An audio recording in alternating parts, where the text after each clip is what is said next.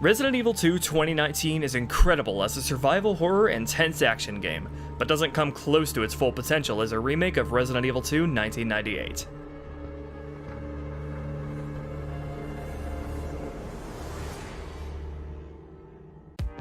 Hey yo people, and welcome to the end of my career since I dare to criticize and be disappointed by some aspects of Resident Evil 2 Remake. No, seriously, the hype surrounding this game is scarier than the game itself. I've played this game to death ever since release, and I can pretty confidently say that this is the best game in the series since 4. It recaptures that survival horror magic of exploration, resource and item management, meaningful decision making, and tight intense combat that made this series so great to begin with. Hell, the moment-to-moment gameplay is done better here than in the original, in my humble onion. However, that's not without the caveat that so much of the original Resident Evil 2 has been left behind, or even done worse, to the point where this game is nowhere near its full potential as a remake. We could talk about how great the game is in its own right, as many have, and I will, but I think there's value in talking about what we're missing out on and how it could have been so much better as not just a remake, but even a game on its own. I'm sorry you didn't get the prettier version of RE2 you wanted, but this is a full reimagination. Well, then it sure doesn't act like it, because it really doesn't do all that much different from the original to stand as something parallel or separate. Half the time it recreates and improves upon the original game like you'd expect a remake would, which makes it all the more frustrating when the other half of the time they fruitlessly change things, half-ass elements of the original, or cut them.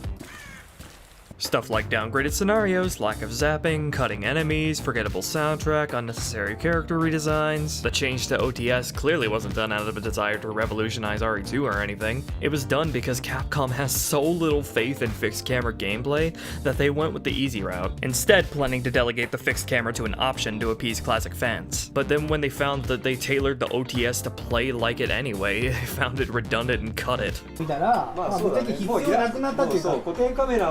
売りとして考えてたけど、結局他の出来が良かったんで、もうこれはいらなくても大丈夫だなっていうのが一番大きな。十分ビハインドで表現できたんですよね。原作を。And at that, they have the original soundtrack as DLC for people who want a closer experience to the original game. But what's the point of this being a Resident Evil 2 remake if you're just gonna cut elements left and right and half-ass some of the ones you do keep? If you want to reimagine RE2, then actually go through with it like Darkside Chronicles did, with a drastically overhauled gameplay and story structure. But like I said, half the time the game is more than happy to recreate and improve upon the original, even claiming the original's title as its own in the West, with no effort whatsoever to make the original Resident Evil 2, or any of the PS1 Resi games for that matter, digitally available on any current-gen platform. Instead, just have RE4 again, whee! Lastly, this game will most likely be overriding the original game in the chronology, much like RE1's remake did, so we're stuck with Claire's new design. It doesn't do enough to stand on its own as something separate, but removes or changes too much to replace the original. And I wanted this game to eclipse the original in every way as a full remake, just not while removing, downgrading, or gratuitously changing things for no good reason. I mean, isn't that the point of remakes? To improve upon the old work? The first game's remake already did everything I wish this game did. It had virtually everything of the original game, no matter how small, and was more faithful in the process, resulting in it becoming worthy of being called the definitive Resident Evil 1. So when RE2 Make does remove or gratuitously change things, it's not necessarily a lesser game, but a lesser remake, at least compared to RE1's remake. To be fair, I can kinda understand why criticism of this game is met with hostility. Kind of. RE2 Make is a full-force return to the survival horror roots of Resident Evil, and in my onion, does it much better than RE7. I'll be the first to admit that RE2 Make is an incredible game. I had a blast managing my survival against the horrors that lurk while untangling the Metroidvania-like levels. So it's kinda understandable why any criticism toward the game, no matter how mild or valid, would feel like it would be ruining the welcome home party of a genuine return to Resident Evil's roots, after all the high-octane romps in past years. And I loved some of those high-octane romps, but I love survival horror even more. So let's have that party, and I'll even be the first one to host it as we go into all the things which I think RE2 Make mostly improves on over the original, and there's a lot. Afterwards, we'll go into what RE2 Make removes or mostly does worse. My main motivator to make this video is because so many of the RE2 Make reviews and comparison videos I've been seeing are so surface level and barely take the original game seriously at all beyond, what's the deal with these PS1 models? Tank controls, what? So fuck it, no matter how long this video gets, let's go into extreme detail in analyzing RE2 Make as a game on its own and in comparison to the original. We have to assess the situation. Let's do this. The most obvious and biggest definite improvement is, well, most of the gameplay. And no, it has almost nothing to do with the switch to OTS from fixed camera. There are some gameplay elements lost from the switch, but there is some added depth from OTS to make up for it. I'll get into all that later. Rather, everything else has been so beautifully fleshed out with so many improvements and additions that add a lot of depth to the game, that it's hard to know where to start. Well, in general, the level design has been expanded and improved. In the original RE2, the RPD was the most complex part of the game, but even then it was way less complex compared to the mansion in RE1. After the RPD, the game became a series of pretty linear romps through the sewer and lab, though the lab did open things back up a bit compared to the sewers. The levels and progression were a lot more streamlined, but the game made up for it with the various remixes and elements in the scenario system. The Gaming Brit Show has a great analysis of RE2's design that I'll link in the description. RE2 not only expands on the RPD and how interesting it is to unravel, but massively fleshes out the sewers and lab compared to OG. Now these areas feel a lot more on par with the RPD, and it's a joy to unwrap such intricate levels and devise the most optimal way to move through them, while choosing which threats to eliminate and scour the place for goodies. What's more, the sewer level design philosophy throws you for a loop. Where the RPD is an easily decipherable layout of west and east wing with 2 floors and a small 3rd floor, the sewers is a labyrinth that is a lot more obtuse to traverse. Even though I'm pretty much a Resi veteran by this point, I got super lost here on my first playthrough. It was really tough keeping a mental note of where I was. If the entire game was like this, it could start to become frustrating, but the obtuse labyrinthian design is only for the sewers before traveling to the lab with a much more straightforward layout, so it serves as an interesting shakeup. It's good that RE2 makes such huge strides in the level design to make a single playthrough more interesting, because this game does away with the original's A and B scenarios. There is still quite a bit of variation within the scenarios. Contrary to my praises, the first scenario's first visit to the RPD is kinda railroaded. There's very little wiggle room in the progression from when you first arrive up to unlocking the passage underground. That's not to say it's not good, it's still an improvement over the sewers and lab of OG. However, the second scenario's first visit is extremely open-ended. The starting point is different, and there's so much available to explore right off the bat, almost to an overwhelming degree, but I like being overwhelmed like that. I love unraveling huge open levels and deciding what items I should pick up and when. I just wish the rest of the areas were remixed to such a degree in the second scenarios. But in both scenarios' first RPD visits, there's a lot of extra, easily missable goodies you can grab if you're skilled enough or are replaying the game, such as being able to open padlock lockers early as the solutions never change. I like this, because using rare and elite items early on using prior knowledge of the game just feels good. But I wouldn't have had a problem if they were randomized every playthrough either. The first scenario's first RPD visit is probably more linear to serve as a soft tutorial section, since it's here where the game's various mechanics are introduced and conveyed clearly. Like wooden boards placed right next to windows, which are a new mechanic that's kinda a variation on the original. There were windows with shutters in 2 hallways, and you could only choose to close one with a cord you could find. But in the B scenario, the shutters would malfunction, with zombies pouring into that hallway but the other one being clear. In RE2 you board windows up to keep zombies out. The mechanic is great for adding even more depth to the element of choosing which hallways to keep clear of threats. And again, it's great for replay value since you'll have prior knowledge of what windows are best to board up. Though I only ever found 2 windows where more than 1 zombie would enter in at different times. I wouldn't really say this system is better or worse than OG's shutter mechanic, but it's nice nonetheless. Speaking of new mechanics, RE2 borrows the defensive item system from RE1's remake and fleshes it out. Defensive items include degrading knives, flashbangs, and frag grenades, which can all be used outside of defense situations on their own. And every one has a role they excel in, so it's adding yet another element of decision making as you decide if you want to carry any to preserve health, and when and if you want to use them on their own. Though notably, you can't use them if you're grabbed from behind, from the leg, or on stairs, so they don't remove all threats of health loss.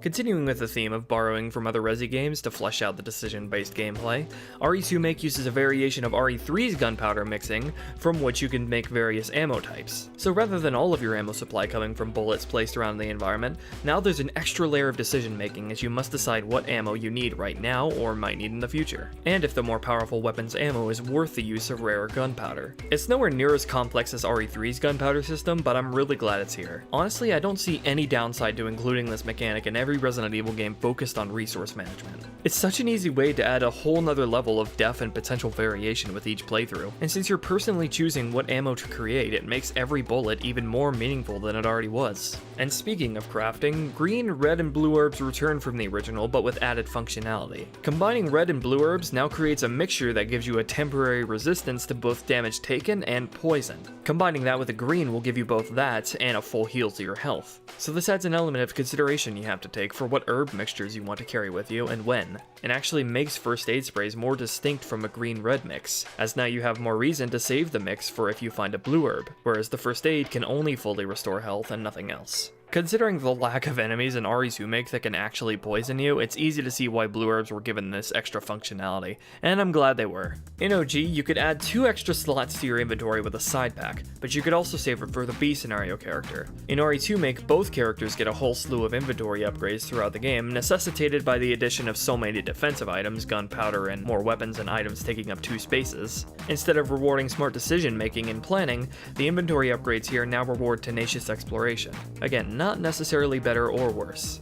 Like in the original game, you can find film throughout your journey and develop them in the Darkroom save room, where you can get hints as to the location of key items or the answers to locks to gain more elite items. Since none of this stuff ever changes, that means you can bypass all but one film on subsequent playthroughs. That one film you find is actually the last one and actually gives you a reason to go back to the RPD once you reach the sewers. It's labeled Hiding Places, and once developed shows 2 photos of locations in the RPD, teasing that something is hidden there. This is a thing pulled straight from RE7, inviting you to decipher which part of the map the photo is showing, testing your knowledge of the places you've been through. If you find the places they're referring to, you're rewarded with elite ammo and weapon attachments, which have been expanded greatly from the original game.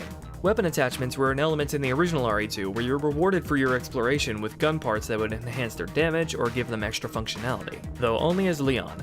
I suspect this was done because Claire's weapons were already a lot more unique in how he used them, and her grenade launcher had multiple ammo types. But in Remake, both characters can collect attachments for their weapons, and multiple ones per weapon at that. They can increase damage or add functionality like the original, but now also increase accuracy and or reticle closing speed. So not only is there even more value in searching every nook and cranny for new toys to play with, but since adding certain attachments makes the guns take up more than one inventory slot, you have incentive to actually remove or not use a part if you need the extra space. So even here there's an element of decision making. I can't talk about a return to survival horror without talking about the scary factor. I really don't put scariness that high on the list of what makes a Resident Evil game good. I feel like we too often overemphasize the importance of something as nebulous, subjective, and with inherently limited lasting effect as scariness. And it doesn't do justice to just how good these games are as games. Resident Evil should always have the horror theme, and the scarier you can make the game without sacrificing the series' style or gameplay, the better. But I kind of fear the Resi series will start stripping away parts of its identity and gameplay in an attempt to appeal to people's increasingly numbed and desensitized sensibilities of what's scary to them. The only time this has notably happened was with Resident Evil 7. Now don't get me wrong, Resident Evil 7 is a great game and was a good survival horror game as well, and it still largely retains that Resident Evil spirit I love so much.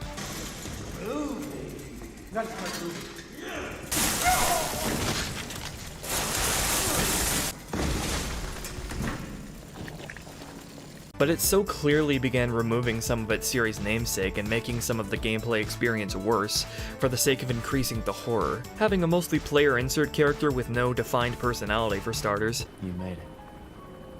I'm glad. A far cry from the colorful heroes of old with stylish, interesting character designs. Chris, you're okay. Yeah, I think we got to the root of that problem. I owe you, kid. Dialing back the series' indulgent, over-the-top, action-oriented tone in favor of forced, grimdark grittiness, in which we now have long, unskippable cutscenes with long, uneventful haunted house tours that really hurt the replay value. Resident Evil 4 was my first Resi game, and it was the scariest thing I'd ever played at the time. So much so that I'd hide away in my inventory so I wouldn't have to face the horrors that were coming after me. But some longtime fans were disappointed by it, citing how they weren't scared by it at all. It just goes to show how what's scary to us is an ever-increasingly high bar to clear, largely based on age and exposure. And I don't know, if Resident Evil being considered scary again means it has to remove its action.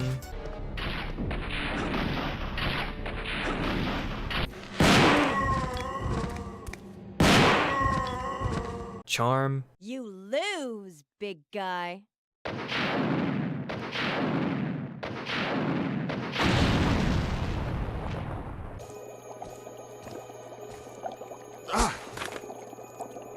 Jill. Barry, I didn't mean to get you that excited. Right. And colorful characters. Oh? You must be one of Umbrella's lower level officers if you're in command of a backwater base like this one. How dare you! We can make it. Jill, ladies first. Chris! Would you let me have my moments too? things that made the series unique and have been with it since the start. If we start removing all that stuff, then count me as not so enthused. I'm bringing this whole diatribe up to make the point that if the reception to RE2Make is anything to go by, then no, the series doesn't need to do that to be scary again. The horror in RE2Make is done beautifully because it's organic, like the original games.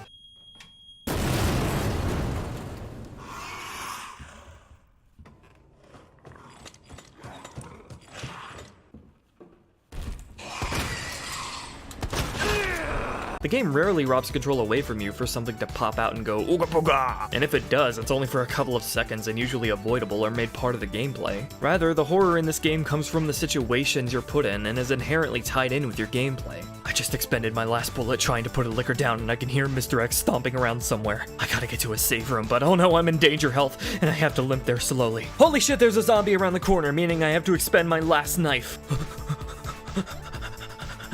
Okay, I made it. Holy shit. That's what I'm talking about. The horror is born from the uncertainty of what you'll find and if you'll be able to survive it. And in turn, it makes actually surviving all the more satisfying and triumphant. Fuck yeah, survival horror! I say the game mostly avoids changing or removing things to be more scary, because RE2Make does still remove or change a few things for the worse for the sake of enhancing the horror, namely most of the music and the lighting, but we'll get to that later. Some praises I can give about the OTS perspective is how well they adapted the combat and enemies to work with it.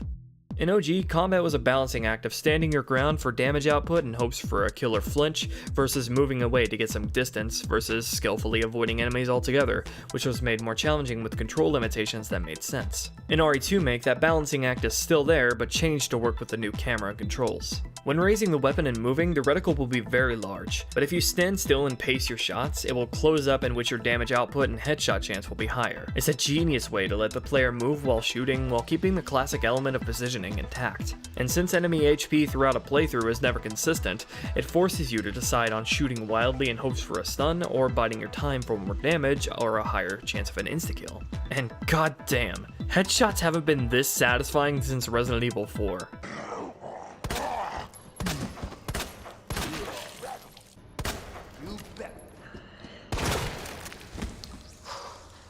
And can I just say, Birkin's gooey eyes are just super satisfying to shoot at. I also love how they gradually turn more red the more damage you do to him. Since this game is an OTS, naturally shooting different areas of zombies should yield different results. Even though shooting different areas of the body worked much the same way in OG, here it's more meaningful and practical. Should we go for the head, which is hard to hit but might yield a headshot, the body, which takes the same amount of damage, which is low risk, low reward, the legs to easily stun and run past, or take out the legs entirely to limit the threat and disallow it from opening doors. I fucking love this shit. In OG, you could tell zombies were dead for good via pools of blood. Here it's a lot less clear, but there's still a definite way to tell if they're down for good. If you didn't headshot them, giving them the old double tap will break their facade. If they don't react to it, you're good. I found some particularly stubborn zombies that would play dead twice. This is where the knife is super handy for not just double tapping, but finishing them off while they're on the ground. Even if there's no roundhouse kicks or suplexes, RE4 taught me very well for this game. Just like the original, there are bodies strewn about, with some staying down, but some rising back up. So unless you've played before, you're not gonna know which is gonna come back to chomp on you.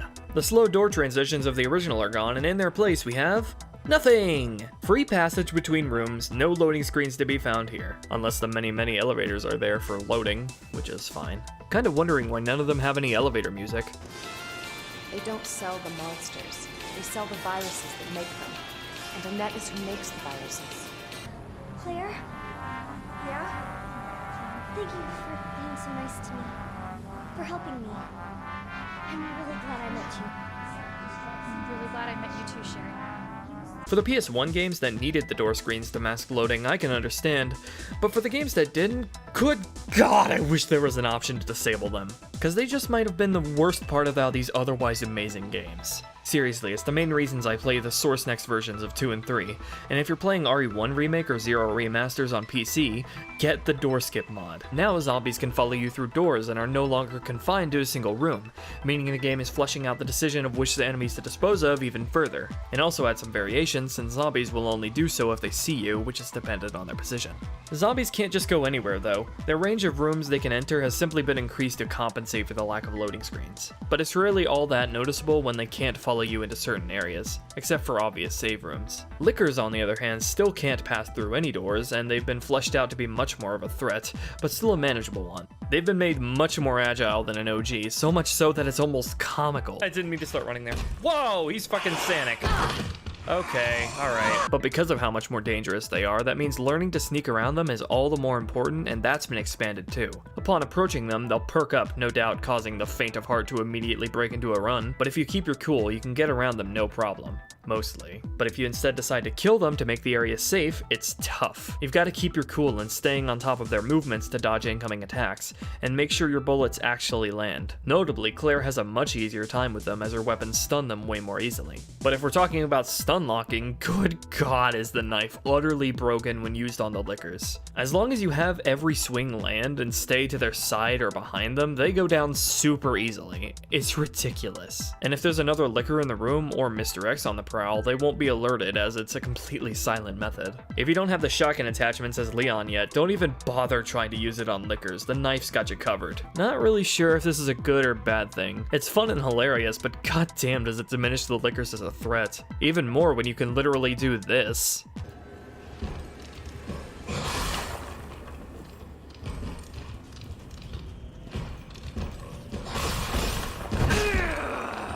In RE2, the Tyrant, or Mr. X as he's been nicknamed, showed up and fixed locations in the B scenario to shake things up for a brief challenge and to subvert expectations. Here, he's in all scenarios and begins stalking you on the second visit to the RPD, and he only has a handful of areas he can't follow you into. I've actually heard a lot of complaints about him that I honestly can't relate to, one of which is the hat, which is both hilarious and cute, shut up. Also, it's neat because it's concept art from the original RE2. Mr. X is amazing in this game. There are some disappointments with him compared to OG, but I'll go into that later. His loud, clomping footsteps do not only a great job at instilling tension, but warning you that he's nearby so you have time to react accordingly. His presence makes hallways you've left Lickers in alive even more dangerous since you won't have time to sneak around them if he's right on your tail. He really puts pressure on you to take out certain enemies and clear areas. And he synergizes so well with the other mechanics. He reacts to sound and will hear nearby footsteps, but especially gunshots and explosions. So it's taking the stealth element with the Licker and putting it in a new context. Coupled with the addition of a couple new enemies on the second RPD visit, you're more incentivized to proceed with caution even though you know the place by heart. And since getting grabbed by him will result in an instant death, it gives even more importance to deciding to bring defensive items when he's around. The suppressor in Claire's SMG is also made more important in the same vein, as you can take enemies out without alerting Mr. X or Lickers. This fucking gun was my husbando in the original, and we've renewed our vows with this game. My dearest crackerjack. Seriously, this is the best fucking gun in the entire game. Only thing I found annoying about Mr. X was that he did do some blatant teleporting, usually when I obtained a key item.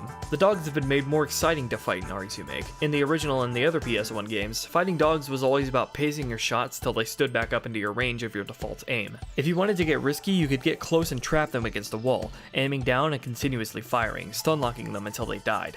In Remake though, they have less HP but are extremely agile and attack in groups. So they're similar to Lickers, they test you on not only your aim and tracking, but how well you're able to keep your cool. Sadly though, there's a distinct lack of them in Claire's campaign, and it would have been nice to see some in the lab as well. Like the first Resident Evil movie, which had a kennel. The G-Adult from the original has been promoted from one-time boss to regular enemy in the sewers, with just about the same strength as before. They're filling the void left by the cut spiders, and don't you worry, we'll get to the cut enemies. But I really appreciate them, and they're a nice shake-up from the usual selection of enemies.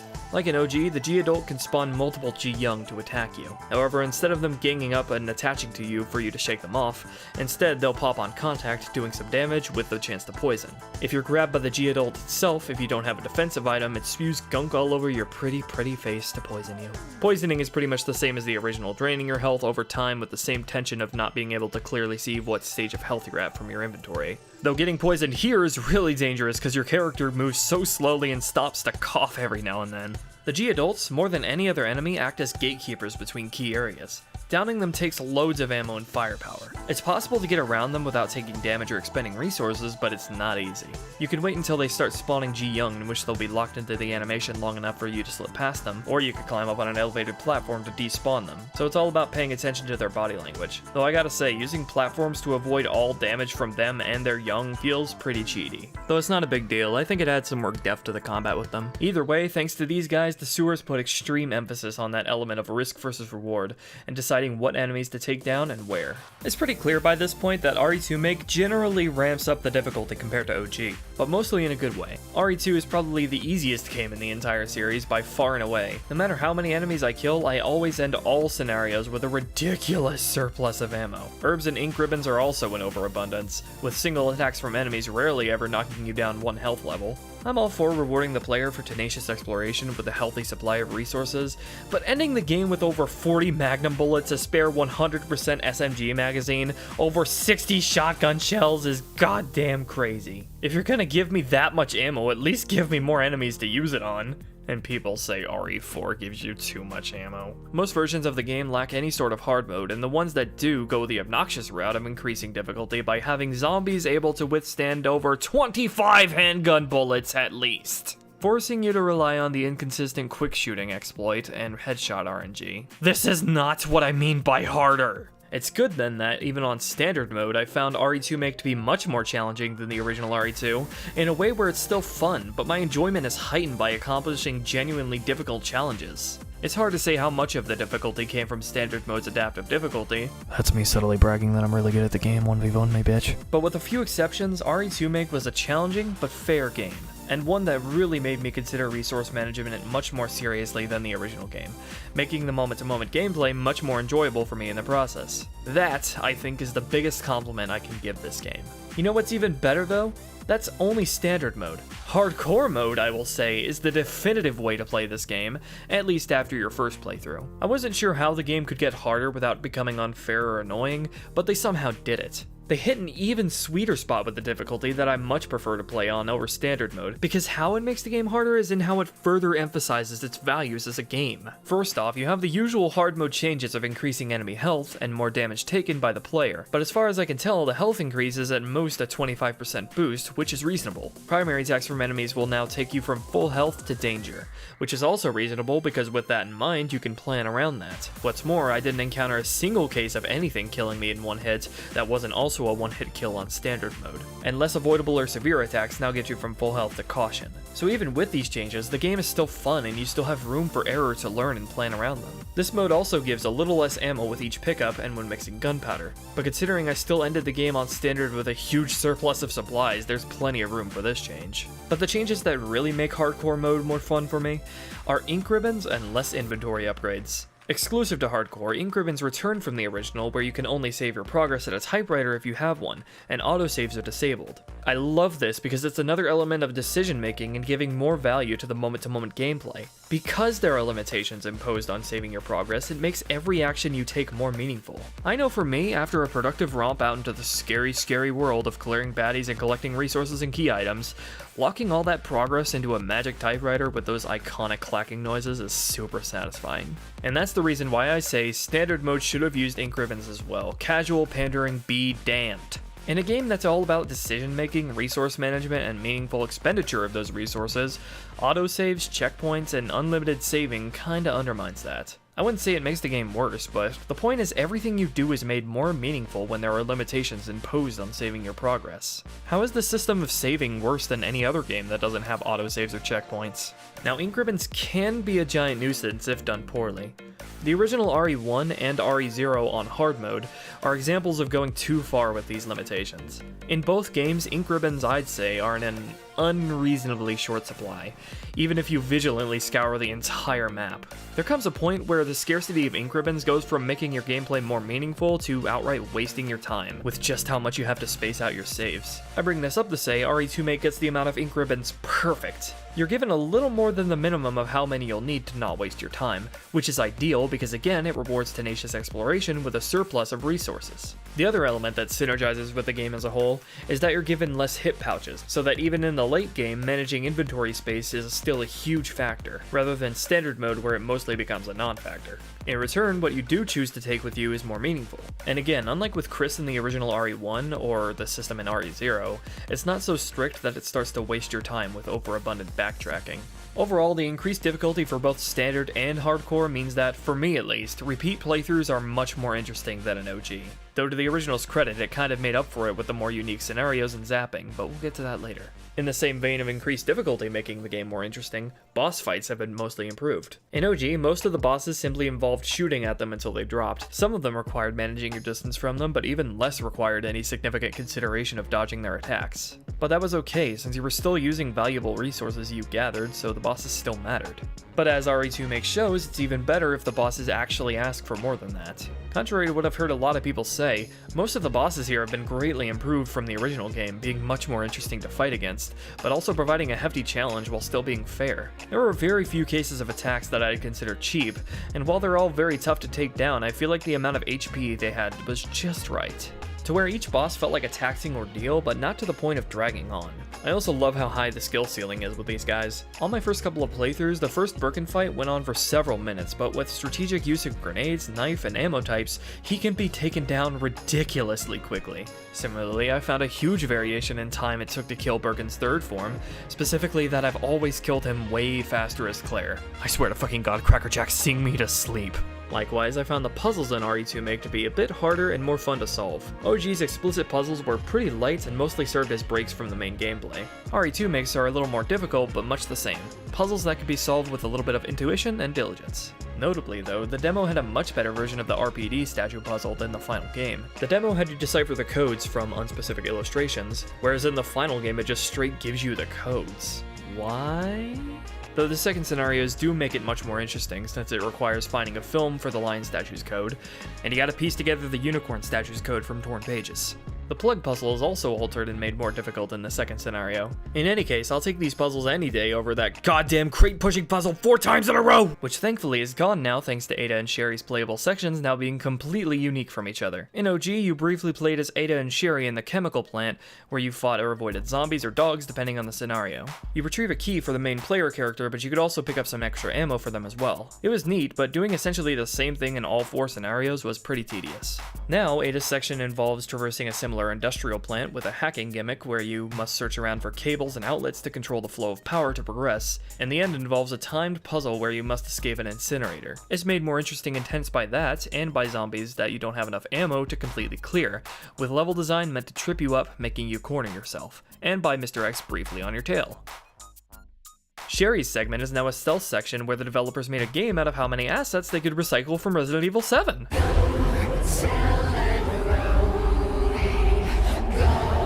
Okay, it involves sneaking through an all-new area, an orphanage, avoiding detection by Chief Irons and running from him. It's not as interesting as Ada's section, especially on repeat playthroughs, but it doesn't overstay its welcome, and hiding from Irons is a straightforward but tense game of staying out of his line of sight, in which you can predict where he's going to be. And at least it's not an insta-fail the moment he spots you. I see you! Yep. No!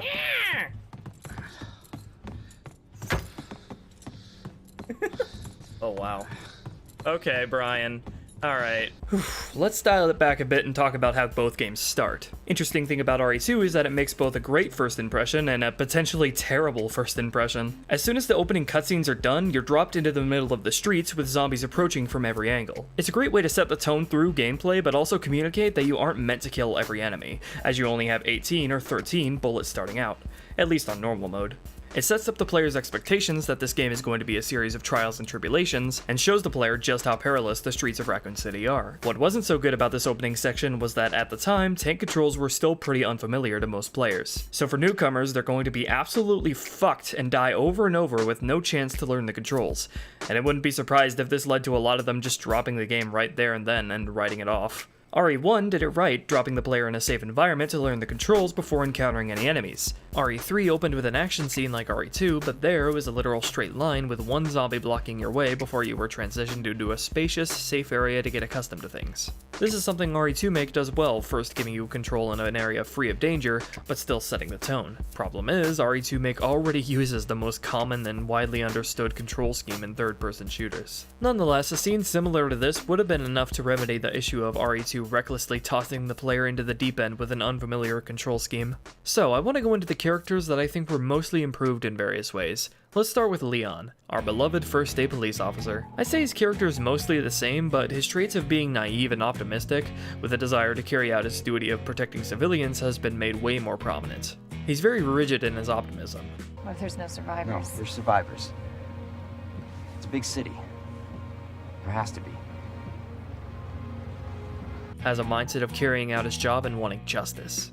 I can't wait for the FBI to raid Umbrella headquarters and take those bastards to justice. We made the G-Virus, but we never intended this to... Spin it any way you want. You're still responsible. And is diligent about his duty to a fault. I'll make you a deal. Unlock this cell and I'll give you this. There's no other way out of that parking garage. Believe me. Sorry, I can't do that. I have to talk to the chief first. Look, I'm just doing my job. And I'm doing mine, so drop that damn gun! I'm taking you in. His naivete is counterbalanced by some moments of wisecracks. Saving your ass, that's twice. I didn't realize you were keeping score. Look, this isn't a game. Hope I don't have to write a report on this. As if he's gradually growing into his future self. Are you out of your mind? I knew you'd be fine if you landed on your butt. Which is also reflected in how his default outfit changes over the game. After Leon gets shot, he's without his sleeves for the rest of the game, which bears a striking resemblance to his Resident Evil 4 attire. At the end of the original game's Leon B, Leon ended Mr. X with a cheeky one-liner. Game over.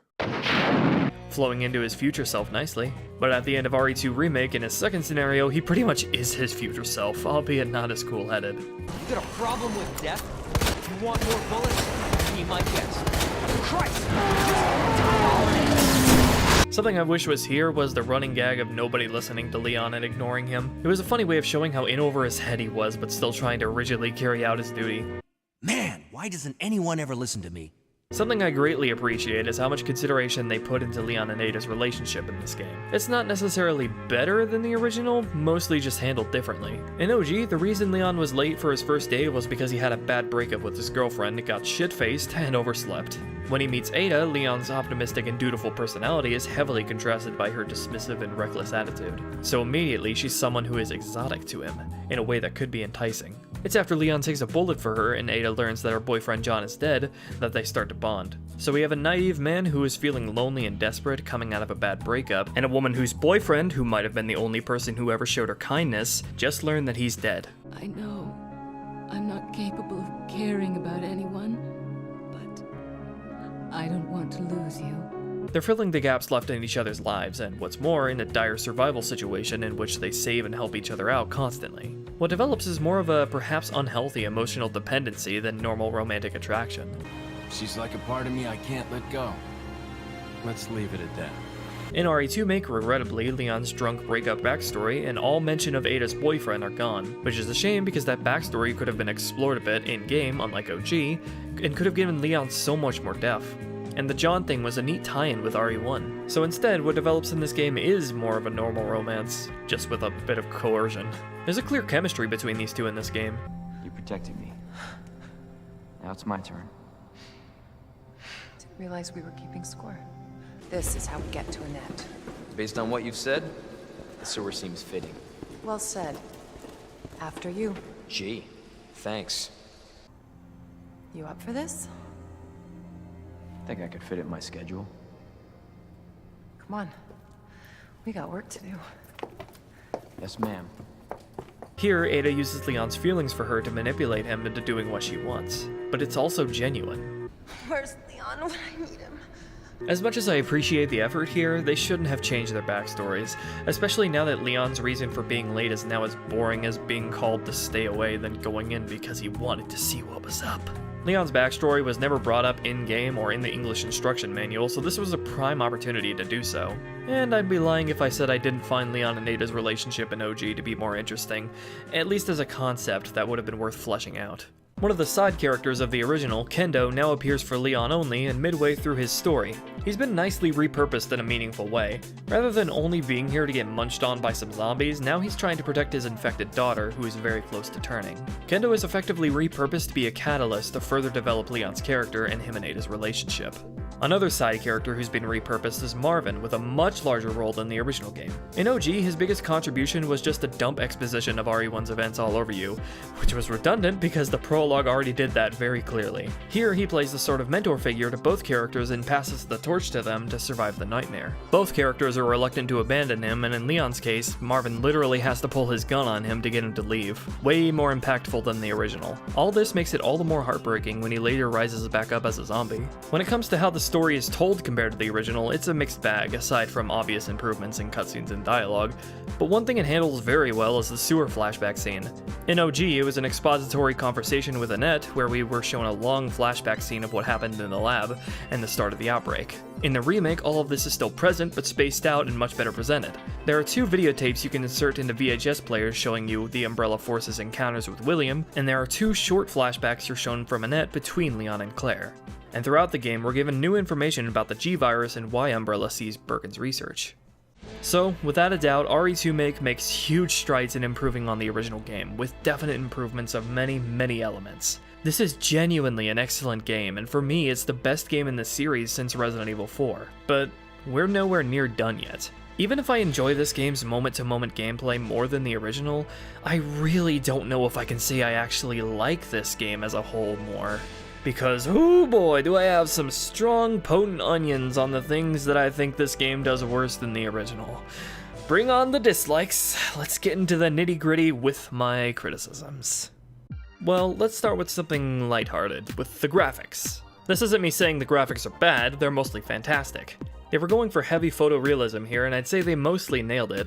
Textures are great all around, characters and items look mostly great, and this game probably has the best fire effects I've seen out of any other game I've played, making the flamethrower and flame rounds all the more fun to use. Gotta give credit to how comprehensive the graphical options are too, really appreciate the cutscenes also running at 60 frames per second, and aside from a couple of hiccups, the game ran perfectly for me at max settings. I don't think I need to go into how good the graphics are, that should go without saying just from all the footage I've shown. I'm more interested in talking about aspects of the visuals and art that bothered me that I haven't really seen brought up that much. Throughout the entire game, there's this really ugly vignette slapped onto the screen that makes the game look overly dark and made me feel like I had tunnel vision the whole time. It's even more pronounced than I initially thought when I first noticed it. Here's the game without the vignette, and here's the game with the vignette. If limiting your field of view was done to increase the horror, can we just not? Screen space reflections, basically reflections off shiny surfaces, look god-awful. To the point where I'm baffled they included them in the final game like this. Especially because this was also an issue in Resident Evil 7. The reflections are super grainy, and the models cast some kind of weird meta shadow on them that is super distracting. At points, it can look like you're on some fucked up acid trip. However, unlike the vignette, these can be easily disabled in the graphical options, and I really recommend you do. The game looks way better without them, in my opinion. Something that bothered me really more than it should have is how artificial the lighting is. Whenever crossing between the game's many bright and dark areas, the entire world just fades into completely different lighting and colors. For a game that prides itself on the photorealistic capabilities of its engine, it kinda ruins the immersion to just have a blatant color and brightness filter that clumsily adjusts itself as you pass through doors. Especially because past Resident Evil games didn't have to rely on tricks like these. Or if they did, they masked them a hell of a lot better than in this game. I mean, this game sometimes doesn't even try to mask it. When I first went up to the first floor of the RPD, the entire main hall was dark, floors below included. At first I thought the lights had gone out and I'd have to traverse the building in the dark, only to find out that it's literally just the entire game turning dark blue upon going up to the 3rd floor. The lights are even still on and everything down there, what the fuck?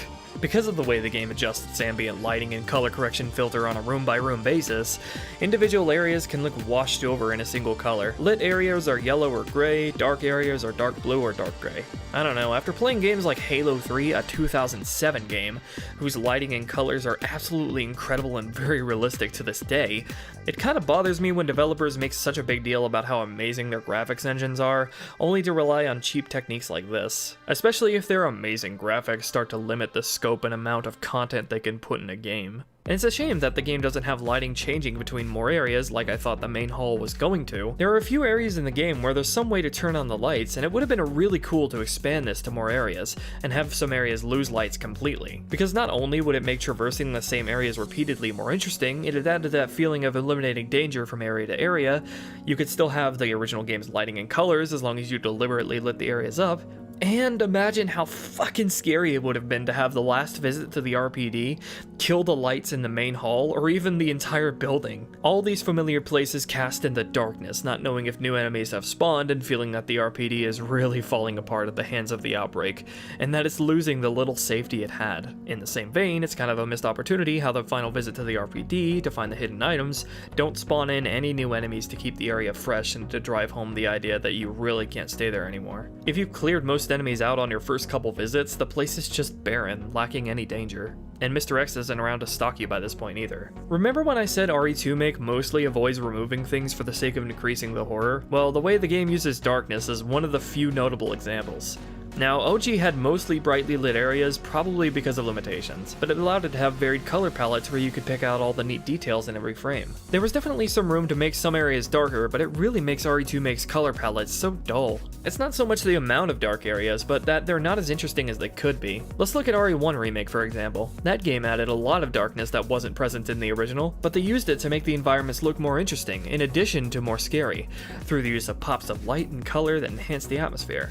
Way too often RE2Make relies on pitch darkness with very little color, with a little lighting aside from your flashlight, which you can't even control manually. And even in a lot of the areas that are decently lit, the colors are so much duller than OG. The lab, ironically, I found to breathe some nice life into the visuals. Aside from the unlit areas, I found it to be a breath of fresh air from constantly looking at dull grays and browns, dark blues and bright yellows. Even though I wish the industrial look and warm colors of the original's lab weren't completely abandoned. Speaking of dullness, it's disappointing that RE2Make mostly just recycles RE7's minimalistic inventory. Contrast that with the originals and several other past games' inventories, which were a lot more creative, featuring a mechanical aesthetic accentuated by beeps and boops, or in the case of RE0 and RE1 Remake, a more vintage style. The reused inventory style was even better in RE7, since there it was accentuated by VHS player sounds playing into the found footage themes the game was going for, designed for first person where the inventory doesn't pause the game no less, whereas here it doesn't have that and is just bland.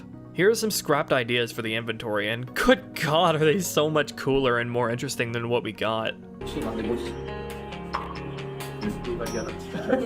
Rainfall has been added to RE2Make for dramatic effect, and good god is it gratuitous. There wasn't any rain in OG, but if you wanted to add rain for dramatic effect, that would have been fine, but any effect is lost when it's just a downpour the entire game to a comical degree. Aside from the ending, literally every outdoor scene has the characters drenched from head to toe. It gets kinda silly seeing them carry out full casual conversations while soaking wet with no reaction to the rain whatsoever outside of gameplay. They could have saved the rain for an actual dramatic point in the story like RE3 did, where it begins raining after Jill is infected with the T-virus. October 1st, night. I woke up to the sound of falling rain. Perhaps save it for the second Bergen fight, or on the way to the orphanage or sewers, or have a really aggressive rainstorm on the final visit to the RPD, with what I suggested before about the RPD losing power. So you could have super loud thunderclaps startle the player, and brief flashes of lightning that would light the areas up through the windows. While being cautious of any new enemies that might have spawned in, any music that previously played in the RPD would be gone, leaving you in complete silence, which would actually be impactful because the RE2Make I'm imagining in my head would actually have a soundtrack worth a damn that comes with a $60 price tag. Simple stuff like this could have been used to make the final RPD visit the scariest part of the game, making obtaining those hidden items way more meaningful and interesting. But anyway, the rain doesn't really add anything to the game and it's just kinda obnoxious. It's especially ridiculous if the reason they redesigned some characters ended up being for the sake of dressing for the weather. Something that I'm confused is in a game in 2019 that boasts how amazing its graphics are, is enemies animating at a lower frame rate the farther away they are. RE2Make is mostly tight areas, so it's not that noticeable overall, but when enemies are a good distance away, it's easy to see how choppy they move. The death scenes here are more gruesome than in OG, what with seeing zombies literally tearing out innards. But in every death scene, there's this annoying black flashing obscuring the action, and they could have been even more gory. Even in deaths that have the characters' heads crushed or nommed on, there's never any actual decapitations. Death by Birkins or Licker's Claws would have been prime opportunities for having the characters torn in half. Clearly this game has no problem with dismemberment or gruesome deaths of human characters, and RE4 had no problem with tearing Leon apart limb for limb. Ben's death here is different but still gruesome. Irons on the other hand has a much duller death scene. The G Young simply bursts out of his chest. In Claire B he'd get ripped to shreds by Birkin, and in Claire A he'd get torn in half by a G Young emerging, in which it would then evolve into a G adult which you had to fight. I'd like to talk about how the number of enemies at one time has been dialed back per encounter. The overwhelming majority of combat encounters in this game are slow-paced with 1 to 2, maybe even at most 3 enemies. And the higher the enemy count gets, the more the game goes out of its way to give you some kind of advantage, like an immediate choke point. It's obvious why the game's encounters are designed like this. Each individual enemy has been beefed up significantly to be more of a challenge in and of themselves. But the original Resident Evil 2 had large numbers of enemies within single loaded areas, with combat that was much faster paced. Honestly, I would have preferred if RE2 dialed back enemy sponginess if it meant we could fight more at a time. I'm just saying, one-on-one encounters most of the time can get pretty monotonous, especially with pretty much no variations within the enemy types themselves. With higher numbers of enemies at a time, it could make for more potential variations of encounters with more types of interesting situations you could be put in. RE2 on its own has perfectly fine and fun combat. I just wish it didn't shy away from the original's higher octane action. And I hope future games in the series don't start limiting combat to dull one-on-one encounters with bullet sponge enemies out of fear of being called RE6-2 or something. That's especially going to be a big concern of mine come RE3 Make, a game that would have every right to go crazy with its action. RE2 Make features a whole slew of guns, with almost every gun from the original returning and being just as, if not more awesome than they were in the original, with at least one attachment added for every one. Only 2 weapons were omitted, the grenade launcher's explosive rounds and the bowgun. The explosive rounds of the original fired in point-blank spreads, making it only usable at close range. It was fantastic for dealing with lickers and chopping down zombie hordes. With the change to OTS where you have more than just 3 levels of aiming, the removal does make sense, though I gotta say, the game does a piss-poor job at conveying what the returning flame rounds and acid rounds are best against, aside from the obvious Plant 43s being weak to fire. I thought a net shooting William with the acid rounds was meant to convey that he's weak to them, but I couldn't notice any difference in damage against him or any other non-plant enemy. It was easier to understand in OG. Explosive was point blank burst, flame was best against Plant 43s, and acid was generally the most powerful against everything. The bowgun was unfortunately removed. The change to OTS likely being the main factor, because in OG it actually fired 3 bolts that spread out, in which it was a god tier weapon for pushing zombie hordes back and firing 1 bolt after the other despite how little sense that makes. I wish it were still here, as there were tons of opportunities to have it synergize with the weapon attachment system and add more depth to the decision making and resource management. Have it fire in single bolts that have to be manually loaded one by one when first picked up, with individual bolts doing bonus damage to headshots and consistently stunning. Then be able to find an attachment that would let it fire in the classic 3-bolt spread for the zombie hordes that would actually be in the game. Since this uses more bolts and isn't ideal for single zombies, you'd have to decide whether or not you want to take it with you or conserve more inventory space. On top of that, you could diversify Claire's loadout from Leon's even more by having different ammo types like her grenade launcher does. Similar to Code Veronica, give us the ability to find super rare explosive gunpowder or even incendiary gunpowder to make explosive or flame bolts. And with explosive bolts, the void left by the removal of explosive rounds would be filled in, and in a more interesting way in my onion. Another reason it was probably cut was it was probably deemed too unrealistic. Yeah, I don't care. But here's my golden rule. If something doesn't make sense in the original when remaking a game, removing it should be a last resort, instead opting to recontextualize. If you really care about realism here, you can include a note about a case report that tells of a terrorist making a bowgun with an outlandish custom attachment that makes it fire in bursts of 3 bolts. So you could find the bowgun in the safety deposit room, which would also synergize with the missing keypad button mechanic, as the bowgun could be in locker 103 instead of just a knife. So you'd have more of a reason to put the first spare key in the 3 slot, since you could get the bowgun before the grenade launcher. Then you could find the missing attachment later in the game, let's say in the interrogation room. But the removal of the bowgun isn't that big a deal, because Claire gets 2 new weapons to compensate. Claire now brings a snub-nosed revolver, the SLS, with her into Raccoon City. It has a very small capacity and a very slow reticle focus and a very slow reload speed, but it gets an attachment later to speed it up. Her starting weapon is something that notably makes Claire's early game way more difficult than Leon's. Her original starting handgun, the Browning High Power, is still in the game but found later via some smart examination of the environment and items. There's a gun inside. It even comes with a laser sight, which means it basically has max reticle focus at all times. I don't know if this is true, but the trade-off between it and the SLS might be that it's weaker or has a lower headshot chance. But the SLS doesn't become completely irrelevant because the last attachment for it is a longer barrel, basically turning it into a Magnum, which you find special ammo for. It can still carry 9mm rounds, so it's a really cool decision element of deciding between SLS for more space saved, potentially higher firepower and crit chance, or Browning high power for more damage consistency, leading to faster firing and higher capacity. Since Leon receives the signature rocket launcher at the end of his campaign, the formerly unlockable Gatling gun of the original game has been repurposed into Claire's final boss weapon. Though it could have been implemented in a way more interesting way than just laying it out before the fight starts, with no real caveat to using it. Maybe take some inspiration from RE5, in which you'd have to place the Gatling gun in a slot for several seconds to reload it.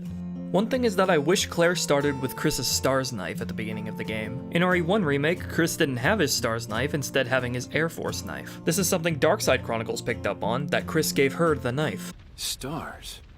A special force issue, huh? It's my brother's. I'm not sure how you would make this work with the defensive decorating knife system, but it would have been a cool callback and tie to RE1 Remake. The guns in this game are mostly amazing, all being super crunchy and satisfying to use. Every time I found a new weapon or attachment, I'd be giddy at the chance to try out my new toy on something. But one thing that was disappointing was how every handgun in this game sounds the exact same, and very weak at that. But they're all 9mm, they sound the same in real life. Well, one, no they're not, the M19 and Quick Draw use 45 caliber ammo. And two, this is a fucking video game, and Resident Evil at that. They could have taken this opportunity to make each handgun have their own distinct sound. The handguns of the original all sounded the same, but at least they used a beefier sound.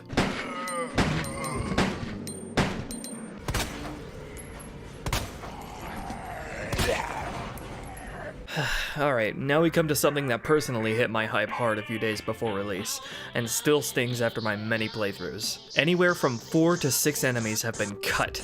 The crows, spiders, cockroaches, and moth are gone, and if you want to stretch, you can include involved lickers or ivies in the list. Ha!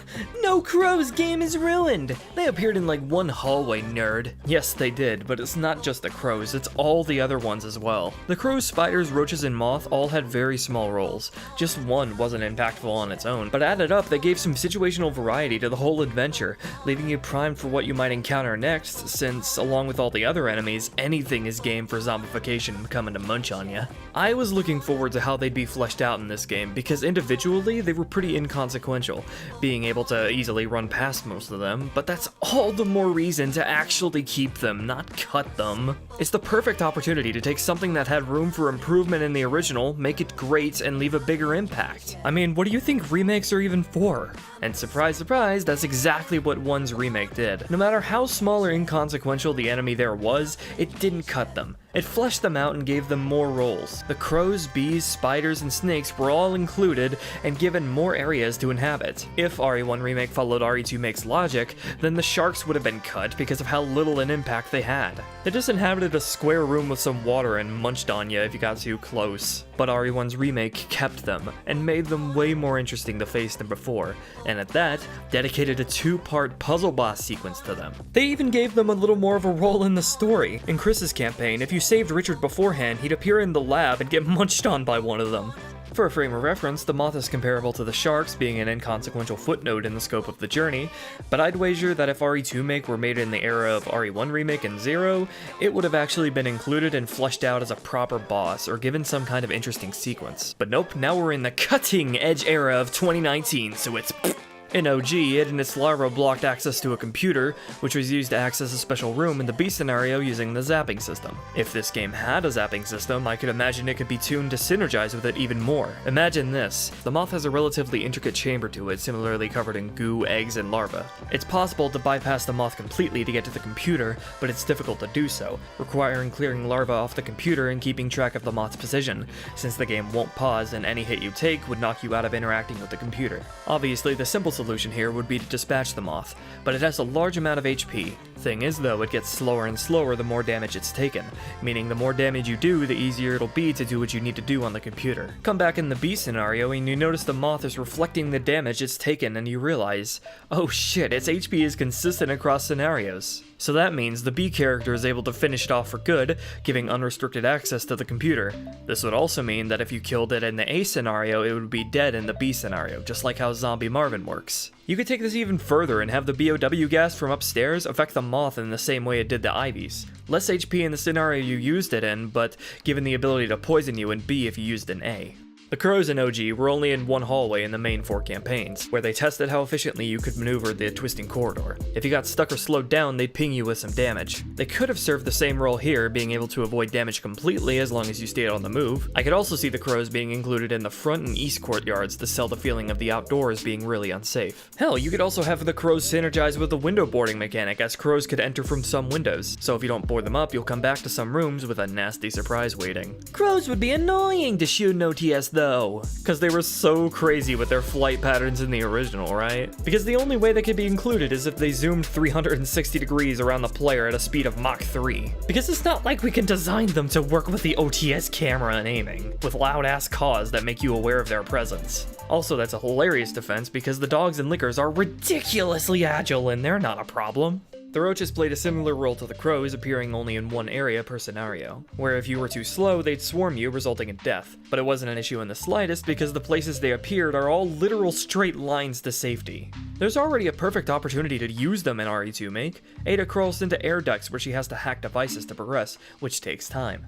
There are already ambient, non-hostile roaches here, so it would have been the perfect place to have zombie roaches slowly attach to you the longer you took, making the hacking gimmick more intense as you must be quick thinking and acting before you'd start taking damage. Ada's section already has these sort of situations where you're put under pressure while hacking, so this is a natural fit. You could then give them 1 or 2 more areas to roam in the sewers or lab as a way of putting pressure on your exploration without necessarily being a fully fledged enemy worth using ammo on. The spiders in OG roam the sewers and tunnel to the chemical plant. They probably had the biggest role out of the rest, but at least in the sewers it was nothing to just ignore them. In RE2 Make, they've been replaced by the G-adults of the original, but there's so much they could have done with the spiders that can't be done with the G-adults. Having them more aggressive or having them block key areas would remedy the player just running past them no problem. Obviously spiders can crawl on walls and ceilings, something lickers do as well. They'd probably be one of the more inconspicuous enemies to face, since they'd probably rarely just be on the floor, so you'd have to keep an ear out for their thudding, rumbling movements. But fighting spiders would present a different challenge from the others, since in addition to being able to lunge, they mainly attack from range to damage and poison you. So facing them becomes a trial of managing shooting and dodging incoming attacks, which would be even more perilous if facing more than one, meaning finding a good choke point would be key, where you can't be attacked from multiple directions and they can't as easily flank you from the wall or ceiling. The evolved licker of OG is gone as well, which boasted more health and stronger attacks than the normal licker. Even though they were just a buffed reskin, they were a way of keeping the game and enemy variety fresh, even if they're functionally the same. A little goes a long way, you know? Regrettably, there are only 2 lickers in the lab this time, so I suspect the lack of the evolved version has to do with the fact that the lab has so few opportunities to actually use them to begin with, which points to a baffling issue with the lab's level design and how they allocated resources to it that I'll go into later. But if the lab was actually capable of accommodating their encounters, evolved lickers could have been made more unique from their counterparts in some way. Since they have a green look, why not have them also be weak to fire, as if they've been mutated by the Plant 43s? When first playing the game, that's what I thought they were anyway. Hell, we could have the super lickers involved in the zapping in some way too. What if in the A scenario there were only normal lickers? But if you used the BOW gas, they'd be weaker in that scenario, but if you used the BOW gas in A and then went on to B, they would evolve into super lickers that we see in the original game, in which they would have more HP and do more damage per attack, but they'd also be weak to fire. So it'd be a game of deciding which character has the better fire weapons to take them on, or even if you want to force yourself to have to carry fire weapons in the B scenario. Speaking of the Plant 43, or Ivy, I'd consider that gone as well, but replaced by basically a plant version of the zombie that insta-kills you if you don't have a defensive item. Why? Because it's more realistic? ゲーム作ってる最中もイビーあれいなかったよね。そうですね。一時期もうイビー無理って話。イビーをなんかこう現代にリアルに蘇らせたら確実にコメディやろって話になってて。What games you think you're remaking? I'm not sure how much of the zombies' assets they recycled for the Ivy, but they definitely don't feel like anything more than just a special zombie variant. Even though they're weak to fire, you really don't need to use it, as just shooting an orange boil once will stun it well long enough for you to run past. The Ivy of the original had this pretty cool and unique design that denoted what type of enemy it was, that I'd say looked more interesting. They had a kind of like mounted weapon look to them, which reflected the fact that, like spiders, they spew acid from range. However, the Ivy lack any good mobility. They were obviously weak to fire, but could be taken down down with a moderate amount of firepower from the other weapons as well. However, if you didn't kill them with fire, their body's tentacles would whack you when running past. The really cool thing was how they were designed to work with the zapping system. If you used the anti-BOW gas, they would have less HP in that scenario. If you used it in the A scenario and then went on to the B scenario though, the IV will now have an altered color and the ability to poison you. So it was a toss-up between an easier time in A versus B, vice versa, or leaving it alone altogether. It's something that added dynamic elements between the scenarios and repeat playthroughs. This could have been fleshed out by increasing the degree which they're affected even more between the scenarios. In addition to less health, they could have been even slower and more inaccurate with their acid spits in the scenario you use the BOW gas. Then in B, after using the gas in A, they'd be significantly more mobile in pursuing you to grab you and bite your head off. Considering their low mobility, it would have made perfect sense to give them the same insta-kill grab as the IV and RE2 make, and it'd make a fun opportunity to scare players facing them in the B scenario and subvert their expectations, as if they used the gas, they would have fought them as slow and relatively easy to kill enemies in A, but in B, they would be more aggressive and mobile in their pursuit to grab you. So yes, many of these enemies had very small roles in the original, but like I said, they added up and made the game feel more content-rich in terms of the situations you were put in. And if an enemy wasn't that good in the original, that's all the more reason to keep it and make it better. But it wasn't the enemies themselves that were the problem, it was how they were used. If the crows were included in more windowed hallways, that would have fixed them. And if the cockroaches inhabited a twisting tunnel, that would have made them more interesting. All the spiders and moth needed were to be more aggressive and block your path more. The least RE2 Make needed to do was just to include them in a similar capacity. I understand that the enemies that were kept have been beautifully fleshed out, but still, a remake of Resident Evil 2 holds so much potential for fleshing out these enemies and the game doesn't even try. After playing games like Remake and RE4, which boasted very impressive rosters of unique enemies and interesting variations, it's really laughable how with all our amazing tech and engines we can't even match up to that. Those were early 2000s games though, way less expensive to make than games today. There's definitely a big step up from then in terms of graphical fidelity, but nothing worth gimping the scope of your game. Hate to say it, but RE2 Make doesn't do anything revolutionary with its enemies or AI that eclipses the ones in RE4. The dogs in RE2 Make have less functionality than the ones in RE4. The lickers are less dynamic in variations and functionality compared to the Nobistadors. Being able to dismember zombies is really neat, however RE4 had a melee system this game doesn't, and the zombies don't have anywhere near the variation that all the different types of ganados have. And don't tell me it's because zombies are more unique, they literally reuse the same faces all over the freaking place. There's literally only one gameplay related zombie variation in the entire game, with bulletproof armor, unless you count what's supposed to be the IVs as zombie variants, which doesn't do this game any favors. One of the funniest defenses I've seen is that spiders weren't included because the RE engine apparently can't handle enemies with so many limbs. That sounds like BS, but if that's true, that's look at our amazing RE engine, so realistic. Oh, but sorry, it can't handle spiders from a 1998 game. Resident Evil 2 was just recycling the crow and spider assets from Resident Evil 1 though, so it was easier to include them there. Well, RE1's remake clearly had no issues recreating the enemies from scratch while including all the rest and giving them bigger roles, and adding new enemies on top of that. Look, as I've gone into, RE2 Make is incredible, and the enemies that are here are fantastic to face. The removal of these enemies doesn't make RE2 Make a lesser game, but certainly a lesser remake. Even if individually they were inconsequential, altogether they make up a part of Resident Evil 2's identity and blood that is being thrown in the trash for no good reason, with no regard to improve them whatsoever. I'm pretty confident it wasn't due to technical difficulties or time constraints that they've been excluded, because pre-release we had some interviews with the developers where it's pretty clear they had some kind of disdain for OG's enemies because they weren't realistic enough for their game. Ugh. 日々をなんかこう現代にリアルに蘇らせたら確実にコメディやろって話になってて。According to the producer, there were no plans at all to include the IV before he fought with the team and director for a year to include them. Apparently, they were even unsure about including the giant alligator. Like, you're making a Resident Evil 2 remake! In the end, they included the alligator in RE2 Make because fans would be mad if they removed it. The director clearly didn't care for the alligator in OG, and it certainly shows. The alligator was handled in the laziest, least interesting way possible and is one of the worst parts of the game. In OG, it was a straightforward, startling encounter where you had to deduce for yourself that you could deploy a gas canister to blow the bastard apart in an instant. If you didn't figure that out, however, it could still be dealt with your weapons, in which it would then run away, appearing in the B scenario. Hey, look at that, the zapping system pops up in a neat way again. Would have been cool if that were still in the game. In RE2 it's literally an insta-kill running at the camera chase sequence pulled straight from RE6, where you're automatically running locked out of all control and only need to push left and right. Even RE6 gave you more agency in segments like this, after which the gator will automatically bite into a gas pipe without any action or thinking from the player, in which all you need to do is shoot it and you're done. Good God.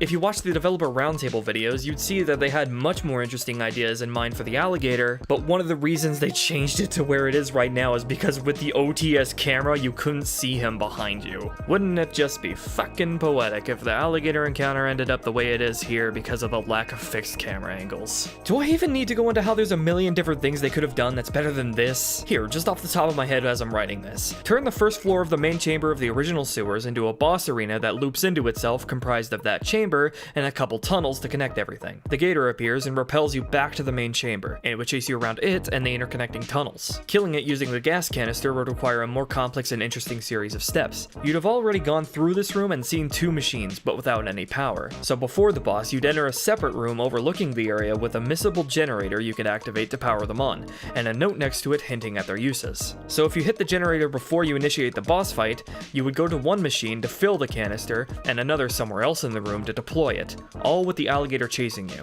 And maybe upon deploying the canister, you'd have to lure the gator into one of the interconnecting tunnels that happens to be sloped, and kick it down, sending it rolling into its mouth ready to blow. Meaning it becomes a battle of staying aware of and carefully managing the gator's position to complete the soft puzzle sequence, and expend as little ammo as possible. You could shoot the gator in the mouth to stun it for a little bit, which would be important because maybe if you're sloppy about the puzzle sequence and managing the gator, the machines required to complete the puzzle sequence could be at risk of being destroyed, forcing you to take it down by shooting. Or what if in the A scenario it was totally possible to bypass the gator with smart movement, but in B you would be forced to fight it. Thing is though, like the moth, its HP would be consistent across scenarios. Any health it's lost will be consistent in B. So you have to decide if you want to do damage to it to relieve the B character a bit, relieve the B character completely by killing it right then and there but at the high cost of ammo if you fail the puzzle sequence, or just put it off for the B character altogether. If I can come up with stuff like this in the span of like 10 minutes, there's no excuse for something this lame. The cut and downgraded enemies in this game are a real downer for me, because Remake already set the standard of how you handle this type of stuff. It didn't cut any enemies, it improved them, gave them more roles, and at that, even added new enemies in the Crimson Heads and Lisa Trevor, both of which contributed to propelling the game into being a remake that's just on the next level. The Crimson Heads have not been included here, however. It's understandable as Resident Evil 2 doubled the amount of zombies drastically from the first game, but then again, RE2 dials zombie hordes back quite a bit. Crimson Heads can totally work with higher amounts of zombies, it's just a matter of fine-tuning them. Instead of virtually every zombie being able to turn into a Crimson Head after death, have it only be a select few, with like a 15% chance or lower for a fallen zombie to rise again. The way you'd tell is how the corpses would decay. RE2 already keeps enemy corpses on the ground, so use this to have normal zombies decay normally after death, turning more black or something, but Crimson Head zombies turn more and more red, with the signature features of claws and white eyes slowly forming. In my onion, this would be even more tense than Remake, since it's an added element of watching the corpses you've left behind to where skilled players can spot signs of a Crimson Head early and burn or headshot them before they become a threat. And it'd give more incentive to stunning or taking out zombies' legs over killing them than just saving ammo. This would also give more meaning to the flame weapons, and at that, there could be some neat differences in how Leon and Claire deal with them. The generic items could return from the original, in which Leon always has a lighter on him. Naturally, he'd find a fuel canteen like in Remake needed to dispose of corpses, where ideally there'd always be a bit less fuel than what you need to burn every potential Crimson Head. Leon always having a lighter would help him a lot since he doesn't get the flamethrower until much later, but he also gets the shotgun and magnum, which are explicitly good at decapitations. Claire, on the other hand, wouldn't have the lighter as her generic item. She'd have to find it and manually carry it with the fuel canteen, but that's because she would already have an early game edge in carrying fire with her flame rounds, and perhaps the flame bolts for the bowgun I brought up earlier. The way Mr. X is fleshed out here is very nice, and he's almost like a new enemy in and of himself. In OG, he appeared in set locations, with some variation between Leon B and Claire B. You could either try to get around him or neutralize him for the time being, in which he'd drop progressively better ammo every time. Since he only appeared in the B scenario, he played the role of subverting expectations and shaking things up, and he synergized nicely with the zapping since you could choose to leave good old Crackerjack for the B character, and it's by far my first choice to use against him. In Remake, however, downing him only results in him taking a knee for several seconds, not dropping anything. It's a missed opportunity because they could have taken advantage of their expanded weapon attachment system and had him carrying super rare and elite attachments like Nemesis does in RE3. So you'd have to decide if the attachments would be worth the ammo to take him down. For this to work, he'd have to take much more damage before going down than he does in the game as it is. In this way, people who complained about Mr. X in this game would get to choose how big of a factor he is while they're exploring at the cost of ammo, as ideally he'd probably also stay down longer. In the original game, you had one final run-in with Mr. X after having been dipped in molten metal. Without his coat to restrain him, he's mutated and shows off crazy speed and strength. He's not anywhere near as cool in Remake. Here, he just gets exploded a bit, and comes back without a shirt, looking a lot chunkier than before, and only with one claw. Nowhere near as menacing or badass as the lava-dipped one-winged angel form of OG. And also his insta-kill move he starts doing halfway through is really cheap. I knew it was an insta-kill attack the moment he started winding up and Leon vocalized, so my first instinct when I saw the animation was to dodge, since the game has taught me with every prior enemy and boss, and this boss, that enemies do not stun consistently, only to have him telegraph his attack right over to me no matter how fast I was going and insta-kill me. Turns out when running at you with that attack, he does stun consistently when shot, so shooting him is the only option to survive it, which is really dumb. Only other encounter I found to be cheap and frustrating was the second Birkin fight, which I consider to be the worst part of the game. In the first phase, he pierces his claws through the ceiling. I think you're supposed to be able to hear where he is, but the directional audio isn't accurate enough to be able to do that, so I found this first phase to be just kind of a mess. In the second phase, you have to hit him 1 to 2 times depending on damage taken with a crate to knock him off the platform. Problem is, first time playing, there's no way for you to know how ridiculously long the crate is going to take to swing back and forth, or how much damage you need to do to Birkin to get him to kneel, or how long he'll be knelt over. And it doesn't help that the arena is a pretty tiny rectangle. Add on to that seemingly inconsistent hit stun and HP before Birkin kneels, and we have a frustrating mess of trial and error. This, along with the alligator chase scene, is the kind of frustrating and shallow set-piecey nonsense I'd expect out of Resident Evil 6. The roundtable video shows a cut concept for the second Birkin fight, and even though it would have been really similar to the first one, it would have been way better here, but a different arena and being able to lure him into steam and electricity traps would have been enough to set it apart.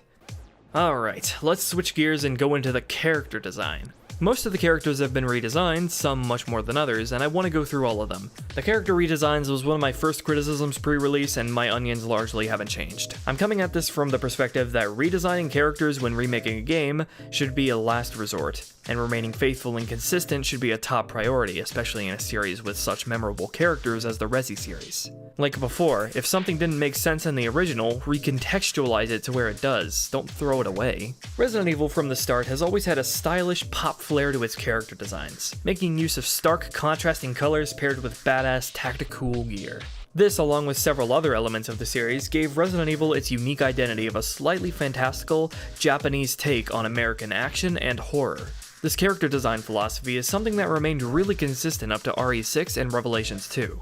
It's disappointing then that starting with RE7, the series began to do away with these stylish and colorful designs in favor of realism. I mean, it's kinda justified since Ethan is just an everyman player insert you're playing as in first person. But everyone else just looks so drab and dull. Especially Chris, who just looks so generic now compared to all of his other past appearances. His new expensive face doesn't do this feeling any justice. Remake does a much better job with its character designs, keeping it more in line with the rest of the series, but the need for gritty realism does rear its ugly head here and there.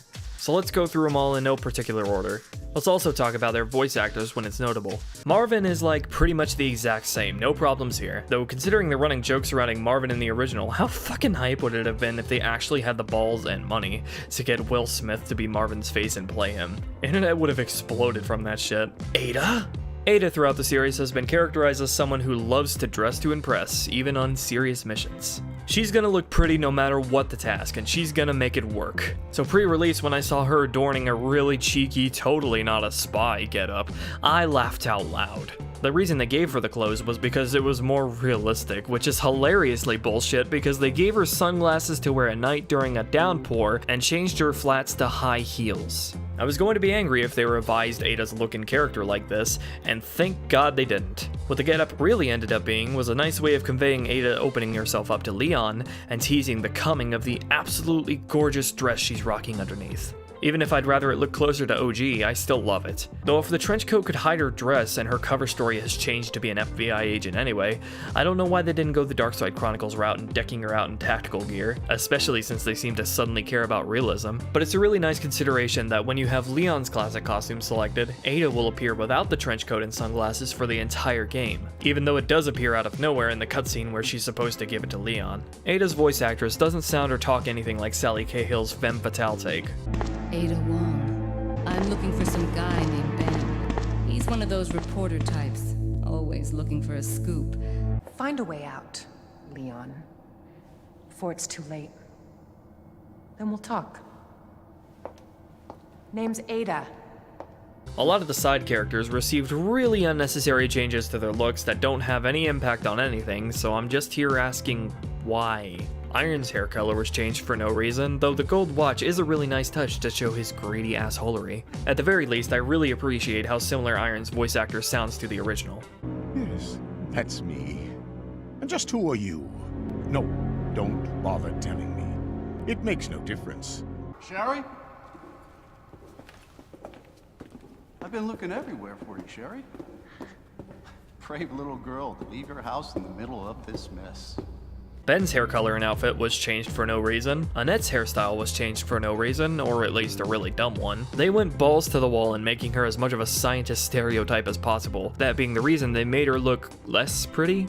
Either way, now she looks like Alex Wesker's sister who's going through some rough times. William is fine, Kendo is good, but he's supposed to be Japanese American, and I can kinda see it. His daughter definitely looks Japanese, but when I first saw Kendo here, I thought they just forgot about that fact. You know, samurai edge, the symbols on the car outside, Kendo. Sherry looks pretty good. Just using the original design would have been ideal, but if they had to redesign her to look more like an American schoolgirl than a Japanese schoolgirl, this is probably one of the best outcomes. It keeps the same philosophy, aesthetic, and color scheme. That said, changing her hairstyle was unnecessary. Lastly, Sherry's voice actress is much better here and much more believable as a child. She works at Umbrella. She's making an important medicine. They both work at the Umbrella chemical plant, near the city limits. Though she does have some jank moments. Help! Somebody, please! Help! Help! Kids everywhere are being bullied! Help! And I love all kids! When Claire's classic costume is selected, she literally becomes a Japanese schoolgirl. Like, I'm not sure if this is supposed to be their idea of a faithful recreation of her original outfit, or just a parody, but the default outfit is actually more faithful in my eyes, and I wish you could enable Sherry's costume separately from Claire's classic outfit. Leon's redesign is great in the same way. Again, just using the same design and making tweaks or additions would have been ideal, but if they had to redesign for realism, this is how you do it. It keeps the same blue, black, and white color scheme, the tactical look, and makes it look more realistic from there. Like said, I love how Leon's outfit changes in the second half to look like his RE4 outfit, and I love how the theme of Leon always going from jacket to tactical gear was retroactively implemented into this game, with him putting on his uniform after arriving at the RPD, something that was apparently planned for the original but cut, because they couldn't make it work with the CG cutscenes. His classic costume looks fantastic. I really appreciate the addition of knee pads and how they kept the original bandaging when he gets shot. Though they should have also given him his default costume's utility belt, as here defense items just kind of float on his butt. Like I said, ideally this would have been his default costume. People like to mean about how out of place he looks compared to the other cops in RE2, but the RPD SWAT teams in the RE3 intro are seen wearing very similar outfits. So Leon's costume is presumably just the RPD's custom SWAT gear. The right solution would have been to have bodies and zombies of SWAT members around the place wearing the same outfit. Again, don't remove, recontextualize. Hell, Resident Evil Outbreak did this very thing, showing characters wearing the same outfit. This would have also been an opportunity to introduce more zombies with body armor, making certain body parts invulnerable. Like I said, there's only like one zombie in the entire campaign that actually has this. They had corpses strewn all over the sewers and lab wearing the same thing, but they never come back to life. One thing is that I wish Leon's hair in this game was a lot darker, like in the original. His hair becoming pale in RE4 was a visual way to denote how he's changed thanks to his special training. I'm pretty certain that was the point because they also made his eyes unreflective of light with a very small pupils, something which can be plainly seen when comparing him to the other characters. So in that sense, I wish he still had brown hair here. If he's meant to, then either it's too bright or it reflects light too much. Leon's voice actor here sounds very close to the original, and he's really good at conveying Leon's naivete and optimism. Yeah, first day on the job. Great, huh? Name's Leon Kennedy, Nice to meet you. Yeah, Leon Kennedy. You are? It's a good thing we found each other. I don't know what to expect anymore. But goddamn does he have some of the worst acted lines in the game. What are they after? Holy shit! What the hell was... And I feel like his performance makes Leon feel a lot more dense than he should be at sometimes. You trust that bitch? What's that supposed to mean? And here we come to my personal vendetta with this game. Where Sherry and Leon are great examples of remaining faithful while redesigning for realism, the overhaul to My Girl is how to do not that. They kept Claire's general style and color scheme, a biker chick who wears a jacket and vests with denim bottoms and boots, usually with pink or red combined with blue. The outfit is a little on the bland side, but it looks really great on its own. But goddamn is it unfaithful to the original. And that's ultimately what I care about. People defend this redesign by saying the old one was goofy and unrealistic. That's great for you that you wouldn't personally wear pink shorts while biking. But Claire did. It's really hard for me to take the realism excuse of safe riding practices seriously because 1, they allowed Ada to prance around in a dress and high heels, 2, they removed her gloves, 3, she now bears her chest, 4, her boots have been shortened greatly, 5, bikers in real life will ride in shorts regardless of how safe it is, 6, Claire is characterized as an overconfident, hot-blooded 19-year-old college student, and 7, this is fucking Resident Evil! The original design was so great in many different ways. The careful and simple balance of pink, black, and showing her skin made it super striking, but also balanced and distinctive. The knife on the chest was a deliberate element to show, yep, this is definitely Chris's sister. Especially when you go into the STARS office and see Chris's own Made in Heaven jacket, which in RE2 make was kept but strangely made inconsistent with Claire's logo, which has now been redesigned and which is a lot harder to see this time around. Claire's classic costume, while I appreciate its inclusion, baffles me. They removed the turtleneck shirt of the original and gloves and made the boots black and shorter, which throws off the balance of the design's color scheme so badly. At least when the vest comes off, she's still rocking that combat harness. Claire's face is probably the worst one in the game, to the point where I wonder if something went wrong in the scanning process. Leon?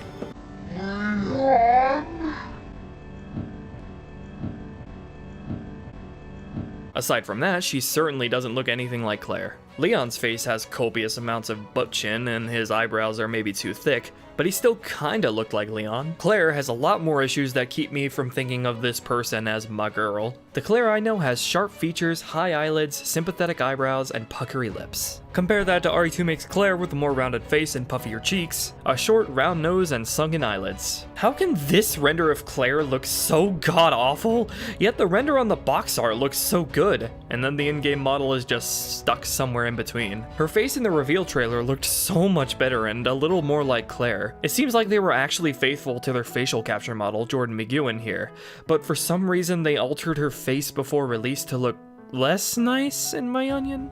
Why? It doesn't end there though. Claire has always had reddish-brown, mostly straight hair with full, flowing bangs, usually styled in a neat ponytail.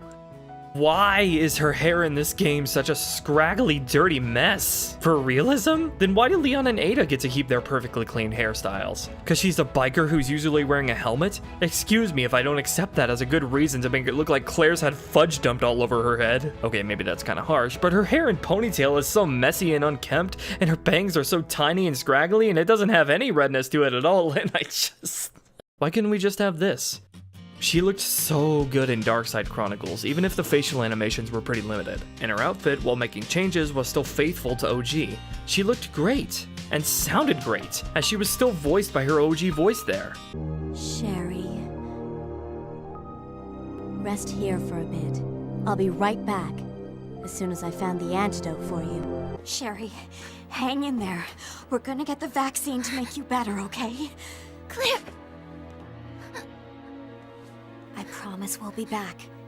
Just wait here. We won't be long. Why can't this be the actual remake? Like everybody else, Claire is no longer voiced by her original voice actress, Allison Court. And this one hurts the most because not only did she play a hand in making Claire one of my all-time favorite characters, but she stuck around longer than any other voice actor in the series. Something that I've always hated about the Resident Evil series is the voice actors for the characters always changing. In a series where the characters play a big role in the entertainment value, constantly changing their voices doesn't do it any favors. It's really annoying to get attached to a character partially through how they act and sound, only to have that thrown out the window in favor of the new actors of the week. It doesn't necessarily have to be their original voice actors, but some shit given to have consistent voices would go a long way. My attachment to these characters are kinda hindered when I know this new cast is just gonna get thrown out by the next game anyway. With all this considered, Alyson Court's eventual replacement hurt the most. The last remnant of the original voices, along with Sally Cahill as AvoryBritish, gone. At least they managed to get actresses that sounded like them and replicated their mannerisms in 6 and Revelations 2. Dead. No vaccine data, no nothing. The same as Raccoon City. The Overseer's been watching us every step of the way. But if she thinks we died in that explosion...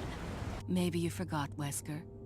I don't always play by your rules. Let's ditch the pleasantries and get right to it. That little doppelganger you brewed up just told me she has her heart set on destroying the world. What? In RE2 Make, Claire's new actress kinda sounds like Court, but doesn't really talk like her. It's okay. You're safe here. You can have it. It's yours now. For good luck. Are you okay? My brother gave it to me. You know it's supposed to be lucky? She does a fine job in her own right, and does a way better job than Leon's new actor. But Alyson Court brought some interesting depth to Claire's character and how it juxtaposed with her outward appearance. Claire dressed like a hot-blooded, rebellious biker chick, which created contrast with the girl next door down-to-earth and nurturing voice Alyson Court performed, giving the character flavor. And as the series went on, she showed she was still capable of giving Claire an edge. Rockford Prison, detainee 267. Guess you're not with Umbrella then, are you? I'm Claire Redfield. This is the stuff that made Claire so likable and interesting to me. The new actress does a great job, and it's not her fault that she doesn't replicate that. But with all the changes combined, even though she's largely in character, I can't think of her as Claire. I think of her as Zoe. Canada. Yeah, birds are dicks. I hate Canada. And Zoe's my favorite character in Left 4 Dead 2. But she's not Claire. This really hurts because one of the things I was looking forward to most from an RE2 remake was seeing one of my favorite characters ever returning, faithfully recreated. In that regard, Darkside Chronicles did an infinitely better job. So overall, the character designs and faithfulness of the voices are a mixed bag. Consistency and faithfulness in the character designs is extremely important to me in a remake.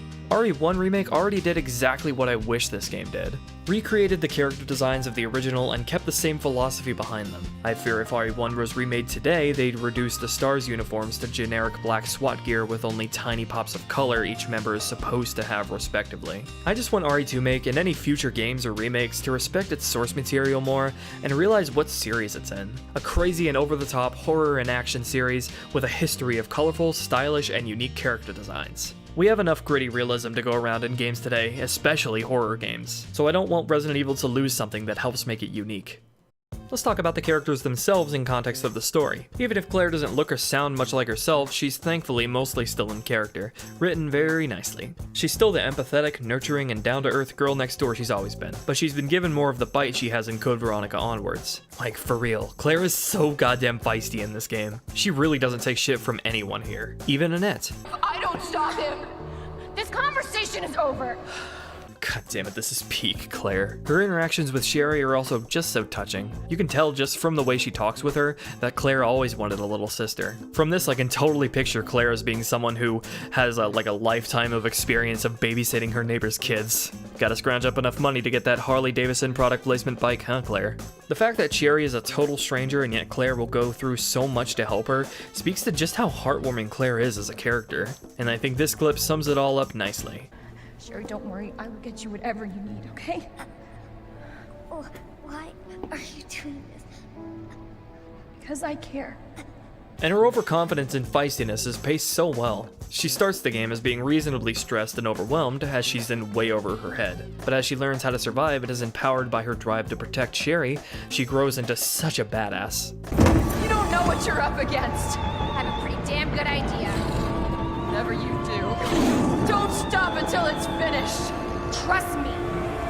This ends now. I've seen people say this is over the top since she's just a young civilian forced into a survival situation, but up to this point she's earned her stripes throughout her journey, even though she's definitely growing to be overconfident and high on adrenaline. But you know what? That's exactly the type of person I expect to go on post RE2 to attempt a single-handed infiltration of an Umbrella facility in Code Veronica. Which is poetic because there, her overconfidence from her previous exploits ends up getting her captured, in which she's given an ego check in the following adventure. It just feels like a natural arc to her character. Only thing I felt was overdone with her was her swearing. Holy shit, does Claire have a potty mouth in this game. You bastard. What the fuck? Asshole. Damn it. You asshole. Fucking potty mouth over here. Like, I know Claire's characterized as hot-blooded, but she's never talked like this before, and I feel like you can get her personality across without having her drop so many F-bombs. Speaking of which, this isn't so much an issue with swearing, but both Leon and Claire have combat dialogue that changes in intensity depending on the situation. It'd be cool if this was only for the early game as they get accustomed to fighting zombies, but it continues for the entire game. At which point it becomes one of two things: unintentionally hilarious, Get off me! Damn it! Fuck you! or annoying. What the? What the? What the? What the? What the? What the? What the? What the? What the? Overall though, there really is too much dialogue from the player characters during gameplay. In what's supposed to be a horror game, I feel like I'm kinda broken out of the immersion when I hear the character vocalize something I should be feeling on my own. I don't know, I feel like a lot of these gameplay moments would be way more effective if the characters just shut the hell up and let me process what's happening on my own. It kinda creates a rift between me and the character with so much unprompted in-game dialogue. Imagine if in RE1 Remake the scary moments had Jill and Chris going, "What the? Whoa! Oh my god! Holy fucking shitballs!" If they wanted to portray the characters' personalities more in gameplay, the best option would have been through flavor text when examining the environments. In OG and most Resident Evil games, you could examine the environments with text describing it. RE2 Make removes all that, which is more lost potential, because you could have had flavor text examining the environments that would differ between Leon and Claire. It would have been a cool opportunity to flesh out their characters without having them constantly talking, while also building the world and giving players a reason to check everything again on their second playthrough. Turns a museum into a police station.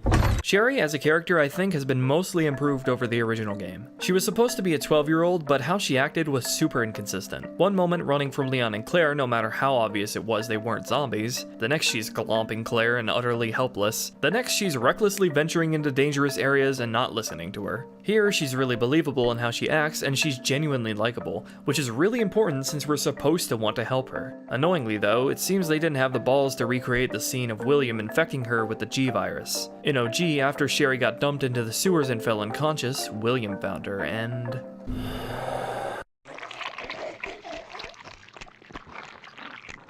God damn. It's not like you need to show it on screen or anything, but to just cut it all together is disappointing. The scene of William finding her just ends before he does anything, so later when Sherry starts showing signs of infection, it comes off as really random. Like, okay, she got infected. When did that happen? This is a good time to bring up Annette, and she's quite different here. In OG, she was someone who went to great lengths to protect her husband's greatest achievement, the G virus, killing anybody who would jeopardize that. She was a distant but still caring mom, as she'd helped to protect and save Sherry in the end. But she had a couple idiotic moments. You killed William. I'll never forgive you for that. Even though she said herself William's lost any semblance of himself by now. In the same scene, she willingly throws herself at William despite everything she knows.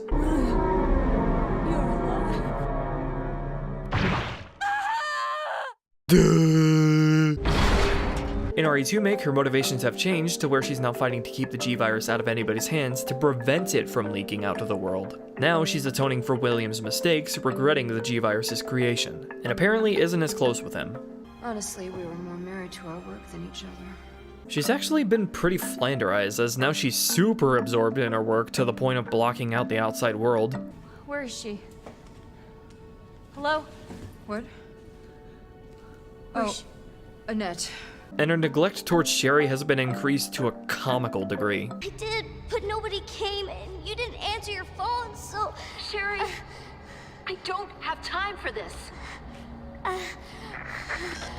So for the scene soon after that, where she's suddenly super concerned about her, it just feels like really out of nowhere. Sherry, Mommy's here. Sherry, can you hear me? She does kinda have a redeeming moment in her final scene, but in RE2 Make, they added a subplot about the orphanage, which Umbrella uses to imprison children to be used as test subjects, where Annette would personally visit to scare the children into submission. That kinda doesn't jive well with her benevolent intentions of stopping the G-Virus, and if we're supposed to feel sympathy for her as the Atoner, then the orphanage thing just ends up making her a lot less likable. She's not a villain you love to hate, but she's not a flawed or likable or relatable character either. That's not necessarily a bad thing, but she's just kinda miserable and all over the place. Also this. Yes. She's free of the G-Virus. Kinda fucks up the continuity going into RE6. So, you always been like that? The whole healing thing? Luckily, I was treated with the vaccine before it was too late. But the virus adjusted and adapted. It's been a part of me ever since. William as a human is kinda different too. In OG, he was a calm and collected man who would stop at nothing to finish the G-Virus as his greatest accomplishment. In RE2 Make, he's a fucking child by comparison, constantly throwing tantrums and getting really mad. This is my life's work. I'm not handing over anything. She is my creation! Compare that to OG, where he's a lot more together. So you finally come. Doctor, we're here to collect the G-Virus sample. Sorry, but I won't just hand over my life's work. Though I do like how Umbrella's reasons for going after William and the G-Virus has been fleshed out here, as he's overstepped his boundaries and gotten in trouble with top brass. Next, Ada. She's pretty much in character here, however, as her cover story has changed, she's a lot more dismissive and cold in the beginning, and less forthcoming with her feelings in general. And Ada in OG faked her death differently between Leon A and B. In A, she was shot by Annette and fell down the central shaft, with Leon destroying the G-Virus afterwards. In B, she was injured by Mr. X and faked dying, escaping after Leon left with the G-sample from Sherry's pendant in her possession. In the final fight with Mr. X, Ada would throw Leon or Claire a rocket launcher to finish him off. Here, use this! A moment that would be called back to in RE4. Use this! I was surprised to see they used A's death scene, considering it's a lot less believable to survive being shot in the shoulder and falling hundreds of meters in a facility that is falling apart. Even more ridiculous when you consider earlier Ada passed out from and could barely walk thanks to a small metal fragment in her thigh, to the point where she apparently needed Leon to retrieve the G-Virus for her while she just twiddled her thumbs in the cable car the whole time. Even more super ridiculous when after her fall when giving Leon the rocket launcher, she doesn't show any sign of injury whatsoever. What? It doesn't make sense at all from there, but it's even worse considering the G-sample falls down the shaft as well, and Ada is supposed to have that with her when she escapes, as shown in Umbrella Chronicles. And the way Ada delivers the rocket to Leon here isn't as direct with RE4's continuity nod. No, use this, and Leon doesn't even notice her, despite the fact that he's supposed to know she's still alive, leading to him investigating her before the events of RE4. You, working with Wesker. I see you've been doing your homework. The way Chief Iron's introduction has been handled in RE2 Make is a lot more one-dimensional and less interesting. In OG, there were a few files you could find before you ever met him that tipped you off that he wasn't a trustworthy actor, and was someone who had something to hide with a penchant for greedily buying tacky art pieces with mysterious money. That context makes meeting him all the more creepy.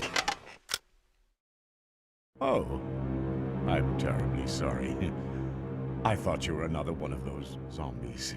We know he's not to be trusted, especially with the body of the mayor's daughter sprawled out on his desk, but he's courteous and polite to Claire, so it's not like we can do anything. We meet Sherry afterwards, hiding in his taxidermy display, where we then read the other half of the secretary's diary, detailing how she feared for her life as she discovered what the chief was hiding. What makes it all the creepier is why the diary is hidden in the back of Iron's private room. When we double back, both Irons and the body have disappeared, with Sherry wandering around on her own as well. Fuck, we have a probable psychopath running about somewhere and an innocent little girl on her own. The build up through all of this was a great way to instill anxiety through a bunch of subtleties. Contrast that to RE2 Make, where the first time we meet Irons, he holds Claire hostage, slaps her around, swears up a storm, and kidnaps Sherry. Obviously, nobody taught you manners. We'll fix that. Oh, yes, we will. It's only immediately after this that we actually learn who he is, that he's apparently the highly respected and commendable chief of police, which I can't believe at all from this first encounter. He doesn't show any of the charisma he had in the original. There is a file you can find beforehand in the 3rd floor storage from an anonymous writer about how he's toying with the survivors in the RPD. While it's pretty obvious it's Irons, newcomers will know that, and the expectations set up by the note aren't actually subverted when you meet him, as he's just comically evil from the get-go. That said, after his introduction, I do fully appreciate his expanded role and more screen time. Ben has also been changed, some for better, some for worse. He's still a tenacious reporter looking to leak the dirt. In OG, he locked himself inside the cell to protect himself from the outbreak. In RE2 it's changed to Irons locking him up before he could blow the whistle on him, which I think makes a lot more sense. He's also holding onto a new tape recording of an interview with Annette.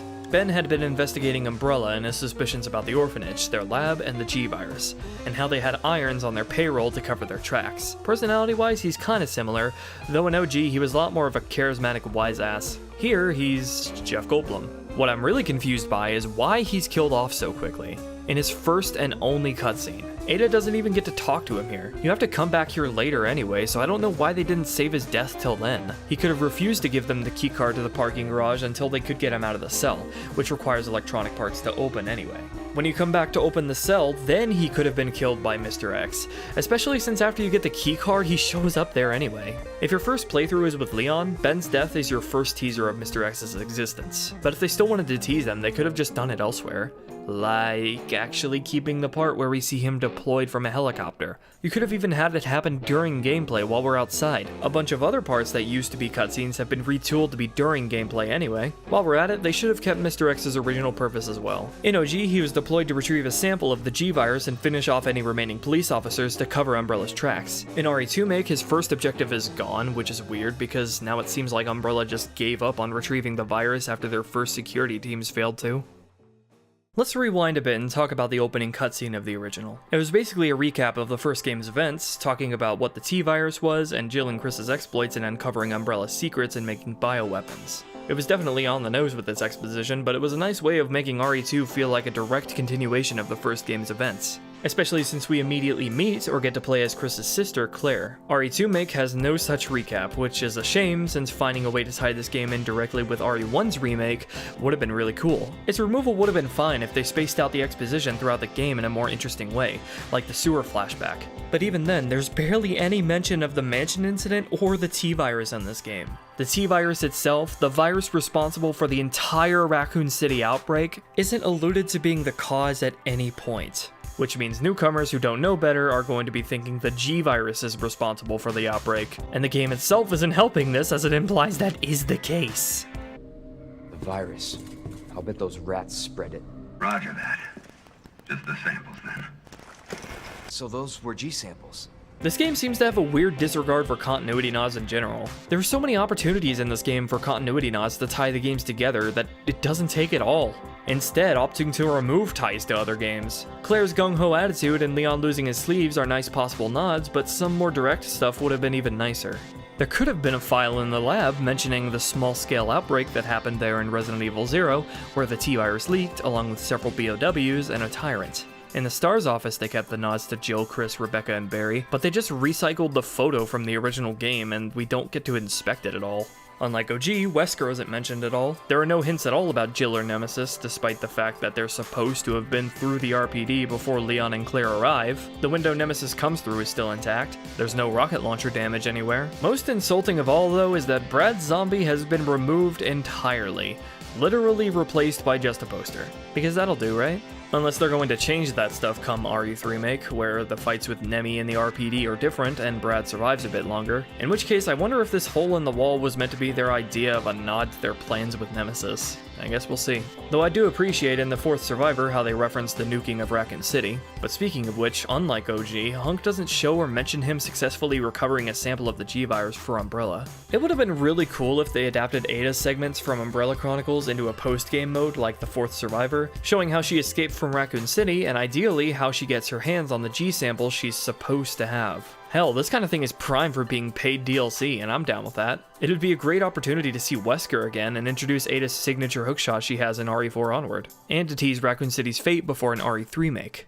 Speaking of Raccoon City, goddamn is it not done justice in this game. In the original and the opening cutscene, the first several minutes of the game took place in the streets, where the place was swarming with zombies everywhere, and it was a difficult test of maneuvering through the hordes while staying alive and expending as few resources as possible. I'll bet most first-time players were falling apart when they finally reached the RPD, which was comparatively safe. The length of the trek to the station and the sheer number of zombies all over made getting to the RPD feel much more rewarding, and you'd feel much safer there. So the game contextualizes clearly why we're hiding away here for most of the time, and why going out onto the streets is absolutely not an option. Are you crazy?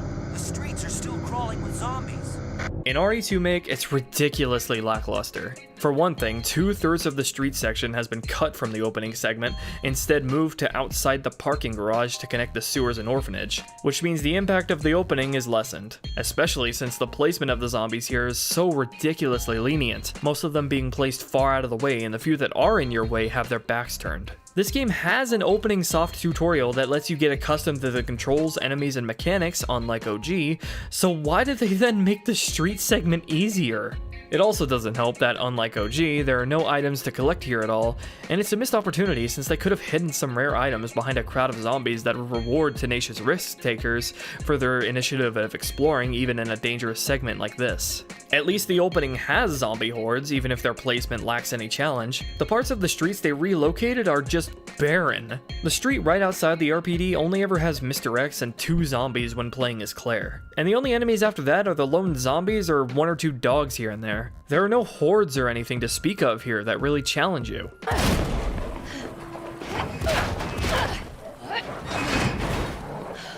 The scene acts as if there was anything out there of any real threat. The Ghost Survivor modes populate the streets like they should be, so where were these hordes in the actual campaigns? Like, isn't Raccoon City supposed to be swarmed with zombies and BOWs? A hellhole of abominations wanting to munch on you?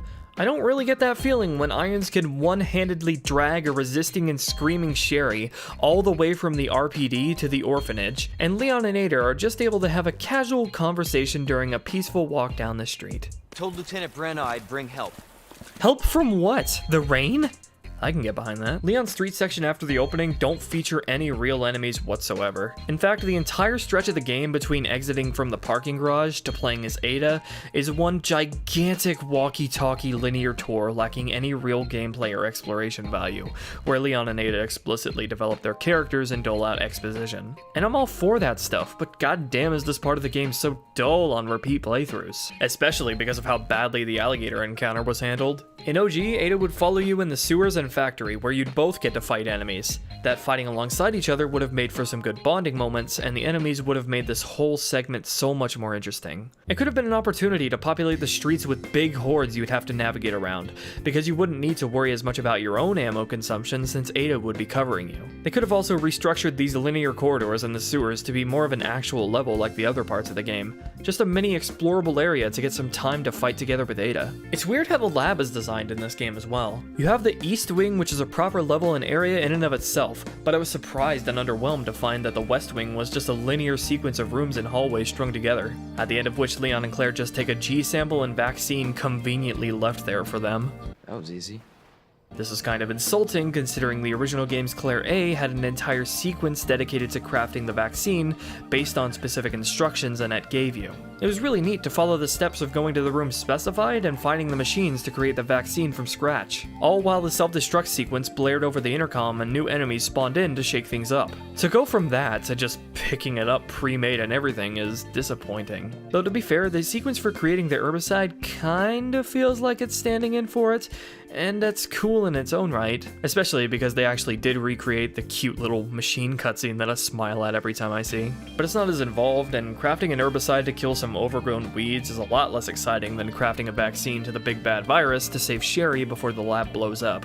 The level design of the second half of the lab really baffles me, because once the escape sequence starts, you take an emergency elevator down to a complex series of rooms, some of which are recreated areas from the original game, but you don't have time to look at any of it because you're under a time limit with enemies after you. Why is this entire section not just part of the West Wing? They could have used the time spent making these areas we're just running through to make the West Wing into a proper level like the East Wing, and integrate the escape sequence into the place like in OG. That way, the use of these recreated areas would get a lot more use and there'd be more to explore after clearing the East Wing. Even better if they actually gave us a way to unlock a shortcut between both wings and gave us a reason to cross between them, again, like in OG. But at least those areas of the lab actually got recreated. The factory and marshalling yard of the original are just gone. It wasn't much, but it was a really cool and dramatic transition between the sewers and the lab, seeing the open night sky and the moon with an ominous, foreboding atmosphere. Before descending the giant elevator shaft, selling that feeling of descending to find the source of this nightmare as we travel to Umbrella's lab. The giant elevator is still in the game, but moved to the end of Claire's story only. The other stuff is just removed, and the cable car of the original now just takes us directly to the lab, which is a hell of a lot less dramatic. Resident Evil 0 actually recreated those areas, giving us a glimpse at the RE2 make that could have been. So it's annoying to have that game's neat little considerations just ignored like this. The way the elevator is used in RE2 Make is less effective, I'd say. It's a really cool location, making for a fantastic boss arena, like in OG, but at this point in the story, we're escaping from the lab, i.e. wrapping the story up and escaping from the nightmare.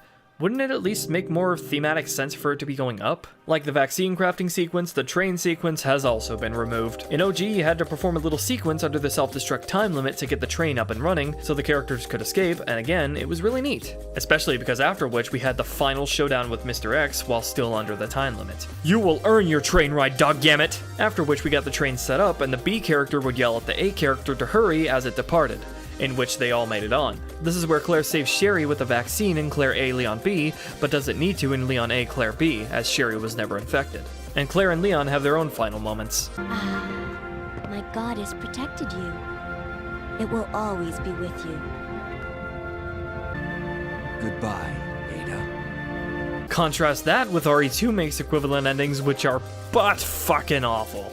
After Leon's final boss, he hops onto the train as it's leaving, but Claire doesn't even see him. The cutscene after Claire's final boss, however, doesn't have any bravado to it. There is some nice banter between her and Sherry, however it feels kinda out of place considering she doesn't know if Leon made it out alive at all, not showing any concern for him whatsoever. And also, she seems to care more about going home and taking a shower than, you know. It's over.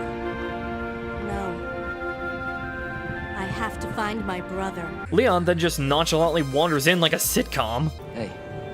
And then it just ends abruptly, like, what the fuck? The A scenario endings of the original were fake endings, but they were at least climactic and exciting in their own rights. Here, it's just so limp and unintentionally hilarious to see Leon and Claire reunite out of nowhere after barely interacting at all throughout the game. Compare that to OG, where they had more interactions that were way more meaningful. After the opening in Leon A, Claire B, they met back up in the STARS office where Leon reluctantly gave the news to Claire that Chris wasn't there, giving her his diary. In Leon B, Claire A, Leon met Sherry, but she ran away, after which Claire met with him again, who also saw her, in which she says she's going to go look for her. After both these scenes, they coordinate over the radio for the rest of the game, splitting up to look for survivors and find a way out. Places where Leon and Claire should meet or talk over radio now just have these half-assed notes left behind from the other characters in the second scenario. RE2 Make already had you communicating with Marvin over the radio in the first scenario, so I'm baffled why they didn't use this to let Leon and Claire interact more throughout the game. Their radio interactions were used in the original to let each other know about new developments and differed between the different sets of scenarios. In Claire A, Leon B, during the self-destruct sequence, Claire even tells Leon to go and save Sherry for her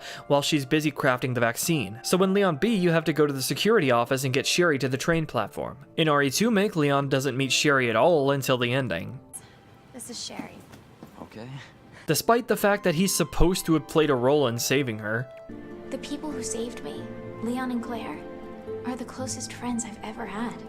Leon's not just anyone. He saved my life back in Raccoon City. They could have had a scene where Leon has the chance to meet and help her, and a scene where Claire briefly gets to meet Ada while we're at it, like in OG, but you know, I'm just a crazy guy with crazy ideas. It doesn't end there though, as the ending of the second scenarios, the true finale and ending of the game, has its own host of problems and disappointments. The true finale begins right in the middle of the first scenario's abrupt ending, so it feels like they didn't really plan for first to actually have a satisfying ending. As if the plan was for both scenarios to lead into the true finale, but they added the second scenario thing late as an afterthought, which I wouldn't be surprised by. We'll get to that soon. I do like how feisty both Leon and Claire are in this final Birkin fight though, as Claire is showing that overconfidence she's got at the beginning of Code Veronica, and Leon is growing into his cocky RE4 persona. And the fight itself is simple and straightforward and faithful to OG. just pumping him full of all the resources you've got left before he swallows you up. In OG, after the last Birkin fight, the final cutscene is one of the most memorable and satisfying finales in any game I've played. Because everybody gets to have their moment regardless of scenario, the music and sequence of action is super involved, and it's just epic. The train itself begins a self-destruct sequence, which is hilarious and exciting in its own way. One character has to climb on top of the moving train, and the other has to climb under it to escape Birkin, all while Sherry takes initiative to stop the train herself, after which one of the characters lifts her out, meeting up with the other, where they all escape to the end of the tunnel as the train fucking explodes, finishing off that persistent bastard for good. I love it. In RE2 Make, everything is just so much more dull. Seeing one character shove a pipe in Birkin's eye is kinda cool, but the characters really aren't doing anything crazy or interesting here. Sherry doesn't get to do anything to help at all this time. Birkin just kinda sits there and the train doesn't even self-destruct. Now they just uncouple the back compartment by foot and leave Birkin to die in the explosion from the lab behind them, where the iconic eye shot is done in a way where it feels so much less climactic.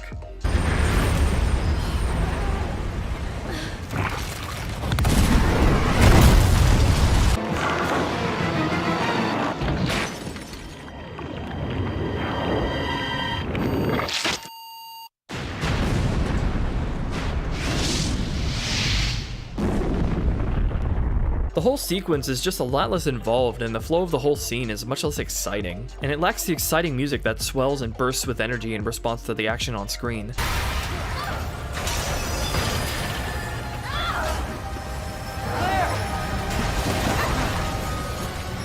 You're gonna lose that car!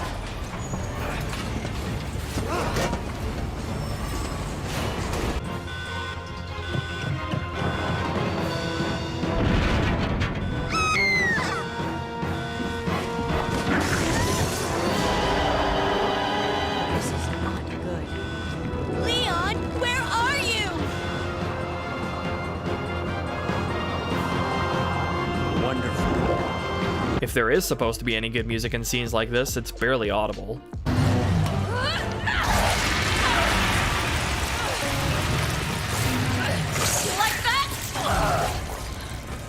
Seeing the scene in a remake of this game was something I was looking forward to most, and I'm very disappointed. We're still not done, as the final scene for RE2 Make has its own problems as well. In Claire B, Leon congratulates Sherry on stopping the train, and Claire tells them they have to go before ending off with, Chris, I have to find you. In Leon B, Claire jokes about how terrible Sherry looks, and Leon tells them they have to go before ending off with the iconic, Hey, it's up to us to take out Umbrella. Ending off with that amazing J-Rock to cap the entire venture off for real. It's all like, fuck yeah, we survived the nightmare, it's up to us to take out Umbrella. In RE2 Make, the final scene is really jarring and really stupid. There's this random ass part where a trucker flips Leon off, probably because he was prepared to draw his gun.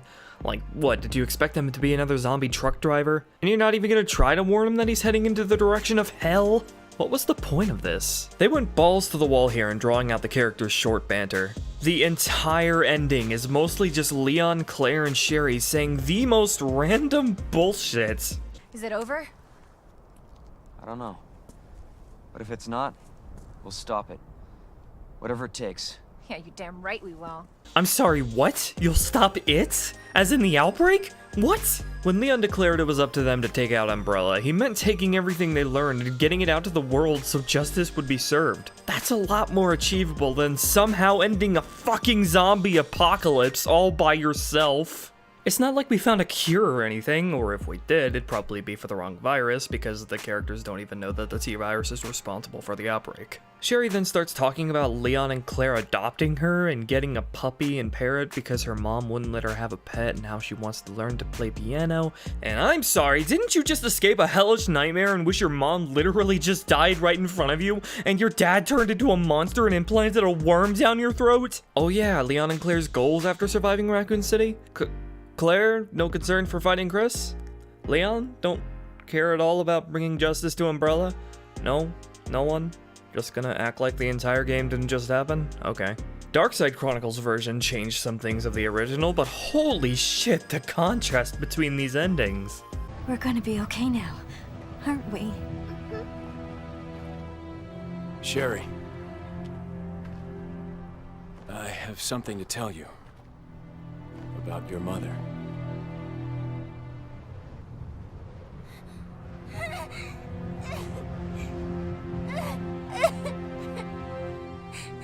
The vaccine that saved you. It was from your mother. She loved you very much. Always has. Right up till the end. No, that's a lie. Mommy never.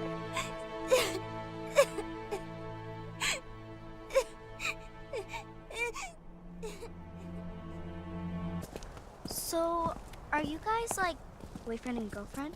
No. We're just... well, we actually just met last night. Yeah. That would have been one hell of a first date, though.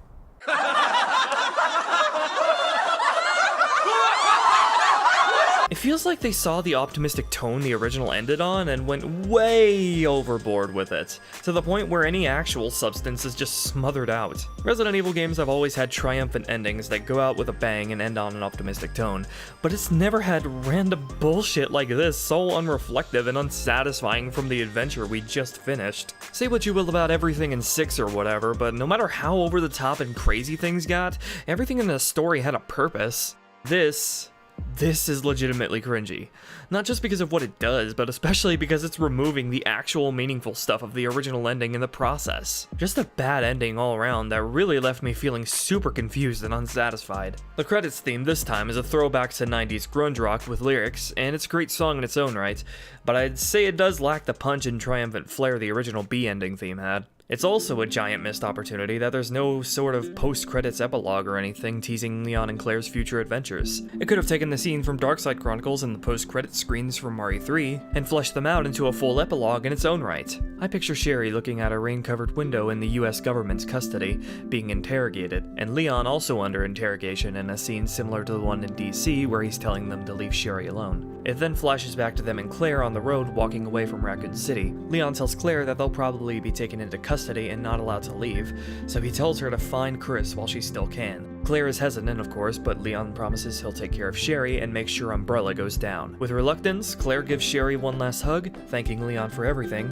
promising she'll be back, and runs off into the wilderness. Cut back to Leon's interrogation, where he spills the beans on everything he's learned about Umbrella, and like in DC, the interrogator gives him little choice but to become an agent for them. Juxtapose this with cuts to Claire preparing to travel to Europe in search of her brother, and the game would end. Something like this would be a neat way to directly lead into Code Veronica and RE4, but rather than flesh out any of RE2's teases to the future, in which they have those future games in full form to make direct nods to, they're just omitted entirely. And like with so much this game removes or changes, I'm just left asking, why?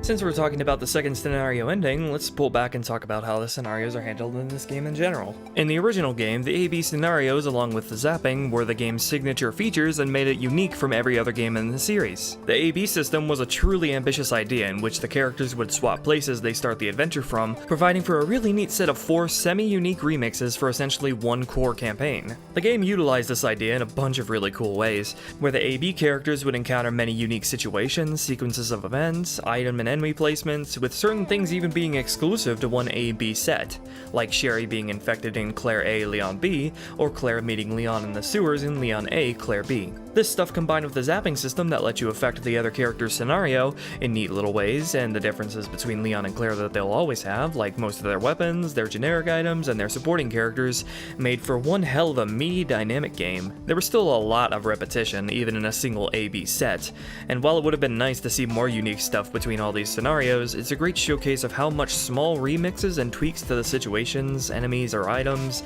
can basically make the game feel new again. In RE2 Make, the A-B scenarios are still kinda present, but gameplay-wise there are a lot less differences, and story-wise, ooh boy!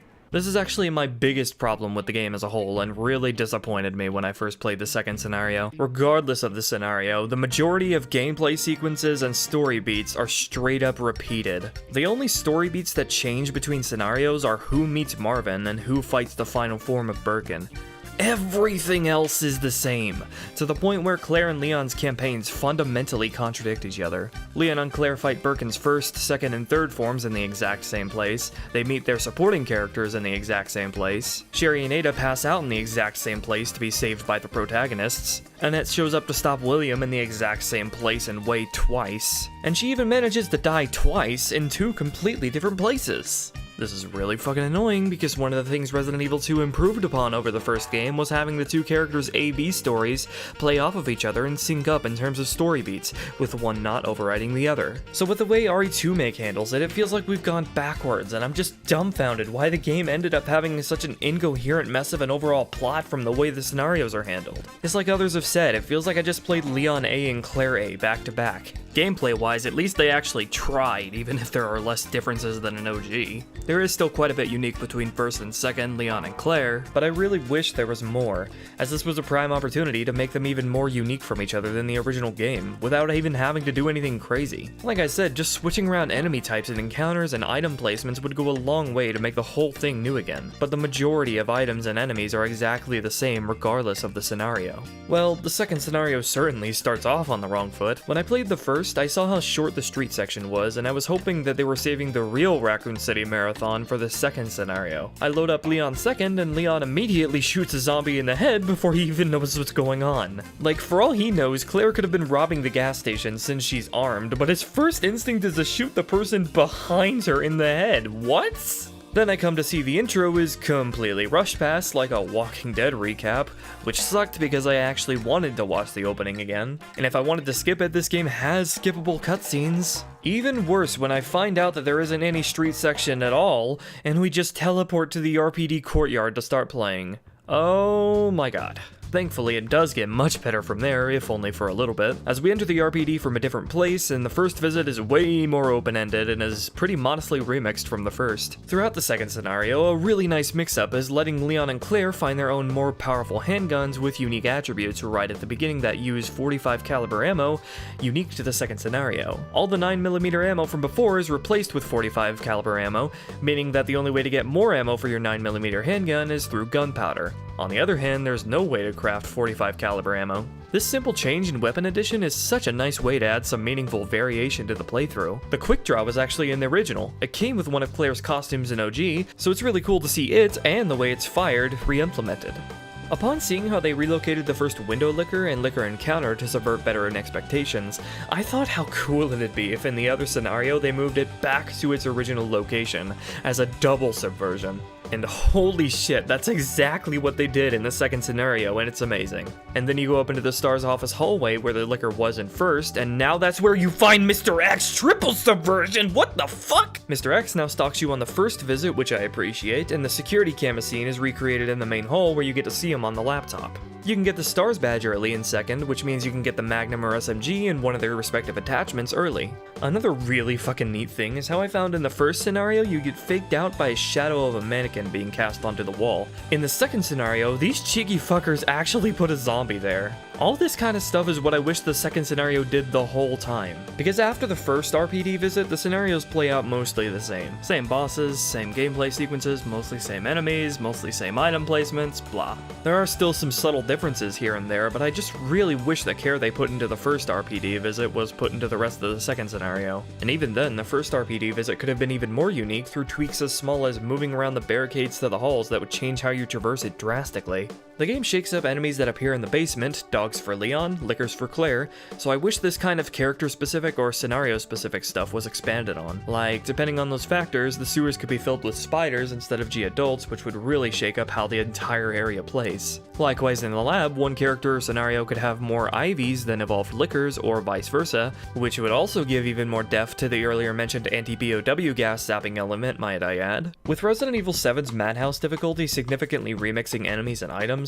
I was hoping that hardcore would at least provide for some of those remixes if the scenarios didn't, but the only such changes in hardcore are some items are replaced by increments, there are less side packs, and Mr. X walks a little bit faster. You know, Resident Evil 3 managed to be just as dynamic as the original RE2 was, but achieved it in a different way. It had one campaign, but with several random elements in the enemies and items, a choice system that affects gameplay and story, and differences in events depending on the order which you visit some locations. I can't help but wonder if it would have been even better if instead of RE2Make just faithfully recreating A-B scenarios and fleshing out their differences, it instead packed all the content from the A and Bs of both characters into just 2 campaigns that were both dynamic in how they could play out, depending on the choices you made throughout and how you played the game. That would have revolutionized Resident Evil 2. But A-B scenarios are only half the story of what made Resident Evil 2 so unique and dynamic. The aforementioned zapping system further fleshed out how not just dynamic the game could be, but the decision-making intrinsic to this type of game. At select points in the A scenarios were opportunities to make decisions or take actions that would affect the B scenario. We've talked about several different zapping moments so far, like the anti-POW gas, the window shutters, the secret lab room, but my favorite interaction has to be the missable armory, where you can find a side pack that expands your inventory by 2 spaces, and my husbando. I mean Crackerjack. I mean the SMG. Either of them you don't take will be available for the B scenario character when they come here, but you could also be a total dick and take both, that's an option. What makes this choice so interesting is that Claire has more use for the side pack since she carries multiple grenade rounds, but you also have to factor in that the B scenario character faces Mr. X, whom the Crackerjack goes ham on. So what you leave or take ultimately comes down to weighing the benefits depending on the character and scenario. Sadly, RE2Make has no such zapping system. The scenarios do not interact with each other whatsoever, regardless of first or second. Like so much other stuff, it's a missed opportunity to add even more depth to individual playthroughs and synergize with the element of decision making. The zapping system in the original only cropped up in select places, and there could have been more to it, but what was there was great and definitely worth expanding on. I mean, the possibilities are practically endless when it comes to how you could build the game around this mechanic. But you don't even need to go that far. As amazing and revolutionary as having most enemies killed and items taken reflecting across A and B would be, you don't need to do anything that crazy. Just keep the explicit interactions that were already there, flesh them out a bit maybe, and add some simple new ones here and there. I've already gone into how the ivy, moth, and alligator could be further fleshed out to work with the zapping, but something as simple as the addition of gunpowder lockers in certain areas, for example, would go a long way. Similar to the armory locker of OG, these lockers would have a small stock of gunpowders where it would be made explicitly clear that you should consider saving some for the B character. Since the game's gunpowder system already lets you choose what ammo you want to make anyway, why not extend that mechanic to synergize with the zapping system? In the same vein, why not let the window boarding mechanic also affect the B scenario while giving less boards so you can't board up every window, in which different enemies could enter through depending on the window and scenario. Like where zombies might enter through in A, crows or dogs enter through in B. Adding a couple of access denial points to the sewers and lab would also be nice, so the mechanic wasn't completely thrown out after the RPD. Speaking of the sewers, you could take a page from Revelations 2's book and have a split path, both with their own risks and rewards, where you can only access one at a time. The mechanism for opening and closing the sluices could be at a point you can't return to, and it would break after use, meaning you can't switch the sluices back. This will carry over into the B scenario, where they'll have the opportunity to use the mechanism if the A character didn't, so you'd have to decide where you'd want to send each character. Even though this really wouldn't affect much gameplay-wise, I talked earlier about how you could gradually restore lights to areas throughout the game. Why not have the lights restored also carry over into the B scenario as well? Remember how I talked about how Crimson Heads could have been handled in this game? Where zombies only have a small chance of turning after dying and you'd have to keep an eye on how they decayed? Well, if the A character didn't decapitate or burn them, you could get really cheeky and have them only rise up in the B scenario. Just imagine a first-time player disposing of zombies in A, not paying attention to a few of the bodies gradually turning red. Then when they came back in B, holy shit, what's going on? God damn, would it be one hell of a shakeup, not just to the B scenario gameplay, but the horror.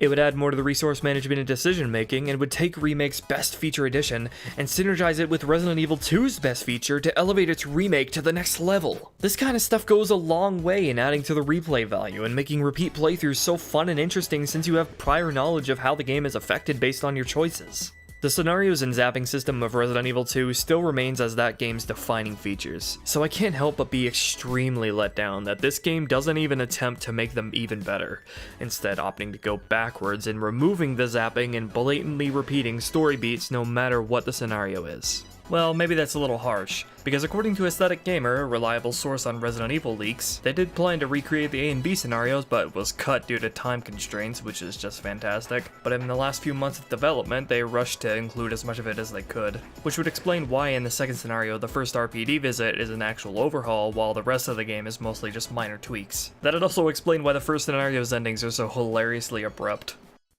I really hate to get so negative, but I'm afraid it's not gonna get much better from here. In addition to Resident Evil 2's gameplay elements setting it apart from the rest of the series, it also boasted probably the best soundtrack as well. ranging anywhere from exciting and bombastic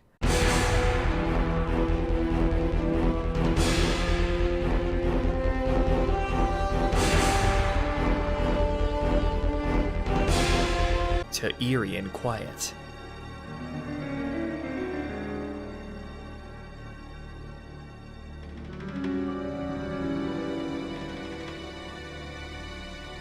The music put a strong emphasis on melody and distinct instrumentation, even for the quieter, more atmospheric tracks, resulting in the whole soundtrack being super memorable. And in every CG cutscene, the music is super involved in swelling and paying off with the action, punctuating the importance of the story beats each one conveys. Maniac's gonna ram us! Run!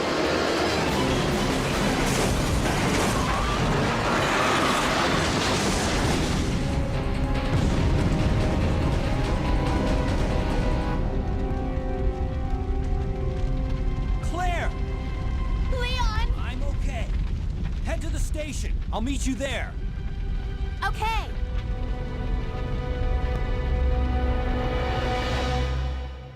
Bolstered by the use of several recurring melodic motifs that all come together to form Resident Evil 2's sheer identity through its music.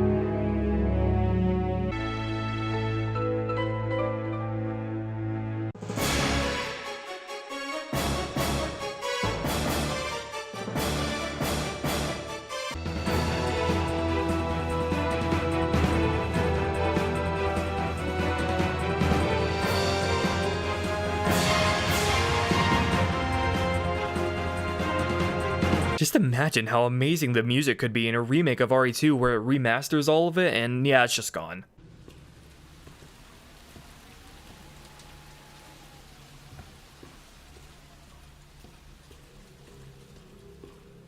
Just why?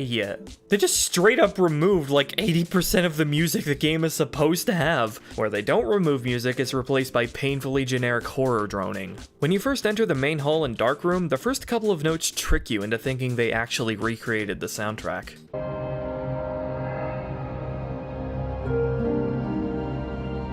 Before it's just like, nah, who cares?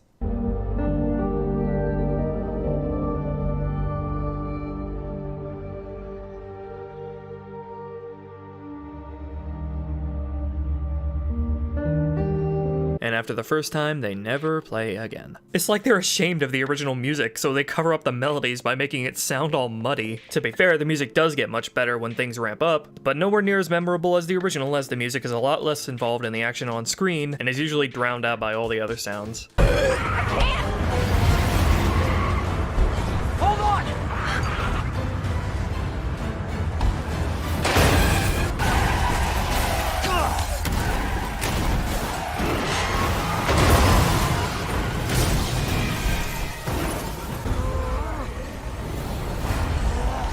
Can't stay here, it's not safe!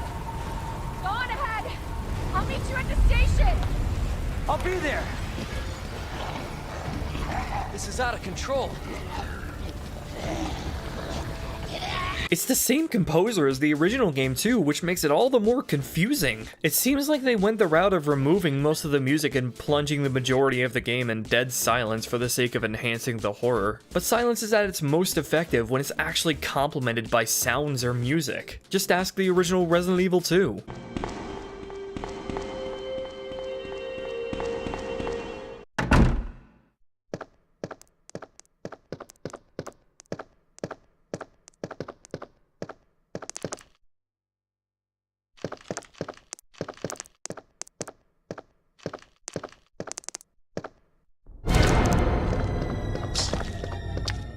It seems like the same logic they had with the rain. If we just put it over the entire game, it'll be even more effective. But if it's nothing but dead silence most of the time, it ceases to build tension, instead becoming boring.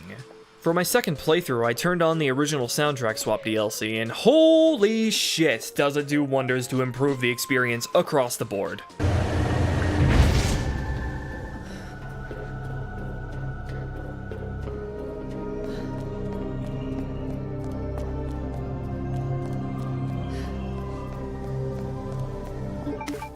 Certain areas having memorable music does so much to give the game so much more flavor, character, personality, and at that makes each environment stand out on its own through the music you associate with it. And the areas that are left in silence are now much more effective in building tension. I don't think it's hyperbolic to say that compared to OG, Remake soundtrack is pretty bad, and pretty much failed as a remake in that regard. But as a game on its own, having most of the game take place in dead silence certainly doesn't do it any favors. Just play with the classic OST and you'll be happy, you say. Oh, I'm sorry, do you mean that thing that isn't actually a part of the game and is locked behind a paywall? Whereas the Halo 1 and 2 anniversaries and Spyro Reignited trilogy came with their original soundtracks as part of the $60 price tag. And don't you think it's a little insulting that they didn't even try to recreate the soundtrack of the original game, instead just recycling the old one for the many people who will inevitably be unsatisfied by the default OST, leading to that little bit of extra revenue? Sorry, as much as the classic OST swap improves the whole experience, I'm not gonna give it any points for the original game's work, especially not if it's locked behind a paywall. Okay, I'm sure the reception to this video has been mixed up to this point, but this is where everything really melts down. Prepare your dislike button, because here comes my nuclear take. Remake should have been a fixed camera, tank controlled game, and it's really sad that's considered a nuclear take now. Like, weren't we all praising Remake to high heavens for being one of the best horror games and games of all time? Weren't most of us begging Capcom for Resident Evil 2 to be remade in the same fashion, after seeing how successful RE1's Remake's remaster was on modern platforms? Yet ever since RE2Make was revealed as an over-the-shoulder game, it seems like the hype train has made everybody retroactively deem fixed camera Resident Evil as outdated or inferior. Yet I have a sneaking suspicion that if RE2Make were actually revealed as a return to fixed camera angles, those same people aggressively defending this game for being OTS would be heaping endless praise on Capcom for their bold move to bring the classic Resident Evil perspective into the modern era. And that's okay, because I would too. If there were ever a time for the classic fixed camera gameplay to return to Resident Evil, it would have been here. RE2Make was literally announced in the wake of headlines about the first game's Remake's remaster being so successful. I'm saying this as someone who loves ODS Resident Evil. As someone whose first and favorite Resident Evil game is RE4, RE2Make should have been a fixed camera tank control game. Because 1, the more you have to change to accommodate the OTS, the less faithful the game is as a remake, as 2, there is a distinct style of gameplay and presentation in classic Resi thanks to the controls and camera, and 3, there's so much untapped potential in that style that could have taken it to the next level. To those who say tank controls are bad or outdated, yeah, I don't care because you're wrong. Contrary to sadly popular belief, tank controls are extremely fluid, intuitive, and are just as capable as being learned and mastered as the full array of movement we're used to today. Because that's the key, getting used to it. In fact, I know tank controls aren't an issue with players because Resident Evil 4, that game that's beloved by Resi fans and non-Resi fans alike and has been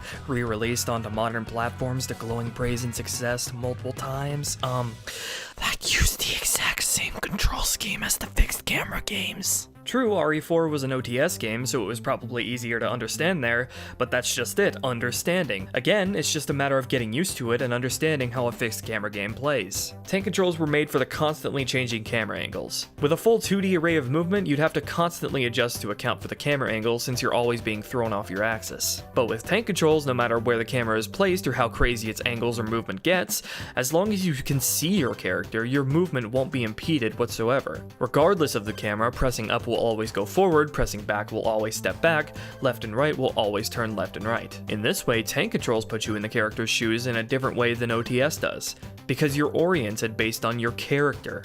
This is something I need everyone to understand. Limitations to your movement are not an inherently bad thing. It's all about why those limitations are imposed and how the game is designed around them. Contrary to popular belief again, the controls were not made bad on purpose for the sake of making it scarier. The tank controls are used in Resi to function with the fixed camera angles, and the limitations to that control scheme are then taken into account when designing the combat and enemies. Combat in fixed camera Resident Evil has always been about positioning and risk versus reward of standing your ground in hopes for a flinch or death, or moving back to get more distance. Because you could only aim up, neutral, and down, it gave certain weapons and enemies unique roles and functionality. Nerl puts it best in his video on the subject. The fixed cameras also gave a puzzle-like quality to the combat. Instead of revolving around pure action, the combat in the fixed camera games was more about decision-making, positioning yourself to minimize your risk or to maximize your gun's effect, and using the right gun at the right time. The combat in Resident Evil 2 is best demonstrated by the Licker. It fills the same role as the Hunter from Resident Evil 1, but with the twist that it has a low profile and crawls across the ground. This means they can't usually be hit without aiming downward, and because you can only aim downward at things that are nearby, you have to run up to the deadly monster that could decapitate you with one swing, and expose yourself to attacks in order to be able to attack. To avoid taking damage, you had to expend some of your most powerful ammo. They also exploited your limited view by lying in wait just off camera. With only sound cues to go by, entering a room with a Licker could be a nerve-wracking experience, especially when they suddenly appear and force an immediate reaction. These creatures were specifically designed to exploit your weaknesses in a fixed camera game. That's only a fraction of the points he makes. Go watch his video, it's in the description. All of this ended up giving Resident Evil a unique strategic and methodical gameplay style not seen in really any other game that's similarly combat heavy. Fixed camera isn't just some incidental aspect of classic Resident Evil, it's a fundamental pillar. Everything about the gameplay, from the controls, enemies, weapons, and counters, are all designed around it, meaning a change to OTS means a much different game. Remake tries to some success to recreate some of the classic gameplay with the emphasis on positioning and risk versus reward, but something that can't really be replicated is the presentation. Fixed camera games have absolute control over everything you see, which means everything for not just how the horror is crafted, but the storytelling and world building, and even the framing of combat encounters. A new creature skitters across this window briefly enough that you might hope it's a tease of something to come later, but then the camera goes outside. It makes you feel watched and vulnerable, and continues the scare of the Licker without a trace of it needing to be shown. Then it becomes clear that the windows are broken out, and a decapitated police officer is seen. Zombies don't do this, suggesting the presence of the creature here. Finally, the player is forced to walk into blood dripping from an unseen source, and the Licker is revealed. The fear is built up one camera at a time, and it's sequences like this that made Resident Evil 2 great. People like to say OTS revolutionized Resident Evil 2, but you know what would have been revolutionary while still remaining faithful to the original game? Fully rendered environments where the camera can move in interesting ways, enhancing the atmosphere and expanding the possibilities of what can be shown in frame, fleshing out the storytelling of each environment through gameplay and what is shown. So far, Code Veronica is the only main fixed camera Resident Evil game to render its environments in real time and move the camera in real space, giving us a taste of what could have been achieved in this style. But the Silent Hill games showed us long before that just how inventive you could get with the presentation. Apparently, the developers planned to have fixed cameras as an optional mode they used for a selling point, but scrapped it before release. If fixed camera can be just as good as it is in classic Resi and you tweak the gameplay to work well when selected, then I'm fine with it being delegated to an option. But Remake was a prime opportunity to show the world that fixed camera can bring a unique gameplay style and presentation not seen in modern games today. To solidify the style as just as valid as the typical 2D controlled over-the-shoulder game, as not inferior or outdated, just different. And in the process, we'd have a much more faithful Remake as well. So, there it is. All my cards are out on the table. Remake leaves me very melancholic, because the parts I loved, but the parts removed or done worse than OG just leave me feeling empty and dry. I hope I've explained what those things are and what could have been done instead, because I don't think I'm really asking for all that much here. Remake-wise, RE1's remake already set the standard of how they should be handled. It keeps the same gameplay and presentation style, keeps every enemy from the original no matter how small while adding new ones, keeps the unique character designs, and stays true to the original soundtrack. resulting in it becoming the definitive version of Resident Evil 1. Game and content-wise, Resident Evil 4 went through one of the worst development hells ever, and still came out in the end with a crazy long campaign where every section was fun, interesting, well-designed, and fleshed out, making it one of the best games of all time. Compared to that, a remake of RE2 has it extremely easy, being a game where you backtrack through the same areas a lot more often, and at that, get to reuse those maps in 3 other campaigns where simple tweaks and moving things around can make each one feel like its own unique experience, all while having a full pre-existing game to work off of as a blueprint at that. I know that Remake and RE4 are 2002 and 2005 games that had much less comprehensive graphical fidelity, but excuse me if I don't consider this... Friday night, I was walking home from the bar, and this woman started coming towards me. She was staggering, you know, so I... Look at how wet they are! Oh, much realistic. Worth gimping the scope of a game's content. If the development cost and detail of games today means less variety and content than 20-year-old games, then perhaps that's a sign we need to re-examine our priorities. And you know what? I don't even think that's true in the case of RE2 They seem to want to replace the crows, moths, spiders, etc. instead of flat out just omitting them, by filling the void with new enemies. A and B scenarios and an unlockable fixed camera mode were planned, but were cut due to time constraints. If nothing else, we can all agree that if it meant we could actually have this stuff in the game, then a delay would have been welcome. Because this is a remake of Resident Evil 2, the thing we've been asking for years. If it means we can have a more complete remake and a game with more content on its own, then they shouldn't be afraid to delay the game until it's ready. People defending this game's removals and unnecessary changes often say, just view it as its own thing. But to reiterate, if this game is supposed to actually be a reimagining, then it sure doesn't act like it. Half the time the game successfully recreates and improves upon OG, with the other half the time either half-assing it or outright cutting elements of OG. The OTS, as admitted by the devs themselves, was specifically tuned to replicate as much of the original gameplay as it could. If we added like dodge moves or melee combos or something, then we're talking reimagining. For a supposed reimagining, it's more than happy to steal the original's title word for word in the West, while it and every other PS1 Resi game are not being preserved whatsoever, nowhere to be found on any modern platform. And finally, like Resident Evil 1's remake, RE2 will most likely be overriding the original game in the timeline, meaning we're stuck with the nonsensical plot structure, unnecessary character redesigns, and any story inconsistencies this game causes for future games in the chronology. To put this into perspective, Darkside Chronicles is something I'd actually consider a reimagining, a deliberate, radically different take on the original, both in its gameplay and how it retells the story. I know we all love this game, but it doesn't hurt to explore what could have been. As good as it is, I do think it squanders its potential as a remake in a lot of ways. And I don't think anyone would have had a problem if this game was more faithful to the original Resident Evil 2. I certainly wouldn't be complaining and making this video right now. If you're not going to preserve the original game or go through with making an actual reimagining that stands on its own, you are by default replacing the original game. Because however we spin it, when it comes to the public eye, this is now what Resident Evil 2 is. And that's why I feel so strongly about all the things left behind. I don't have an original to compare this game to. For me, this is Resident Evil 2, and maybe there's some fans who played the old one that disagree with me. They don't like this one. But I absolutely adore it, and I cannot recommend it enough. For all the talk about doing something new and making a brand new experience, you know where that would actually make much more sense? Resident Evil 8, or Revelations 3. Use that ambition to introduce new concepts and ideas, and pour it into an actual brand new experience that actually stands on its own, rather than revising what Resident Evil 2 is and means. If you're remaking a game and you just start removing things left and right without any regard to improve them whatsoever, then I'd rather you just make a new game altogether.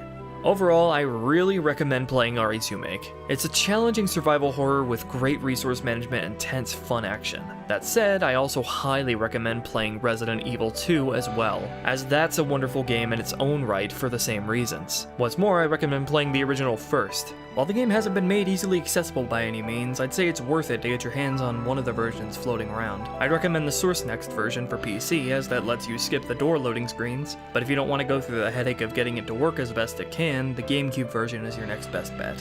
Because with remakes of games, I think it's very important to know what you might be missing out on, or even what's been improved, such that you'll have a greater appreciation for both the original and the remake. Hey yo people, if you don't hate me yet, then please give the video a like and check out my fan-made Pokemon anime, and Twitch where I stream animation and games. If you do hate me, then like the video anyway, cause Peace out.